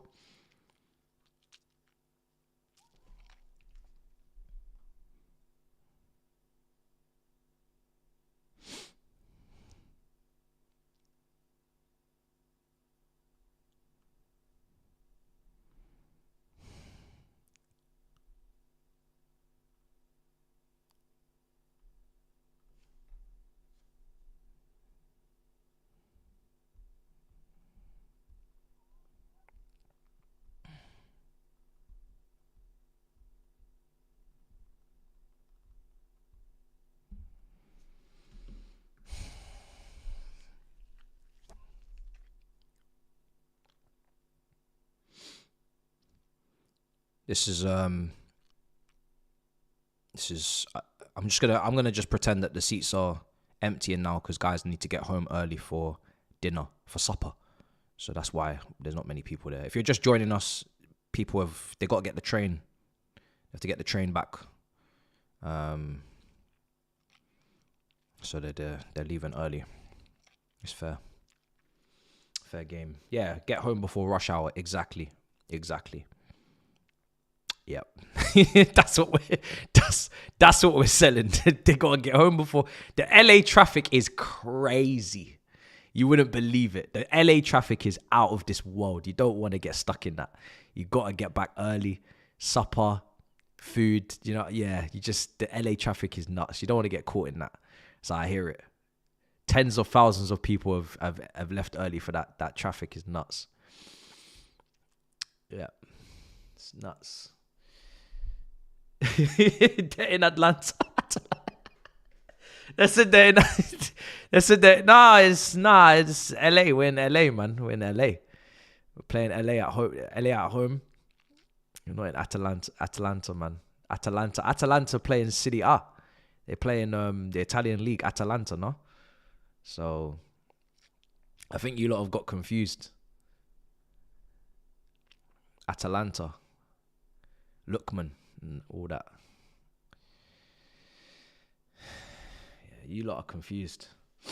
I'll be honest. Here's Gusto, Enzo, Neto. Neto's come to the left. Oh, he's doubling up with George.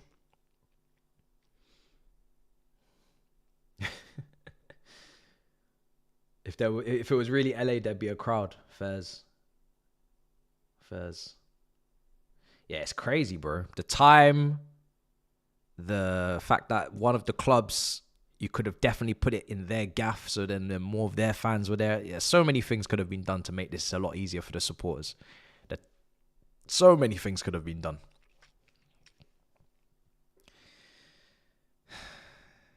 Crazy. Tossing. It's like they actually tried to make it as difficult as possible. They said, yo, we're going to put this on when you're at work on a weekday and we ain't going to play in your home gaff as well. We're going to make this so difficult for you lot to go to the game just to test your loyalty to your club. And we're going to put it at crazy prices as well.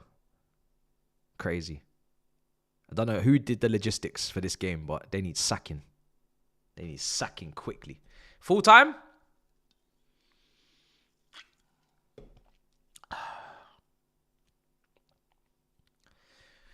Neto's cutting in. It's probably the last action of the game. Oh, that was a lovely shot from Neto. Wow.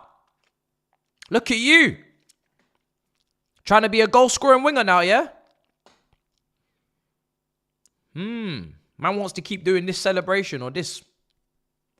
I don't know. He's got all these different little movements. He can't decide which celebration he wants to nail down. That's a nice shot. Very nice shot. Let's look at this angle. Woo! Look at you. The Portuguese Iron Robin. Wow.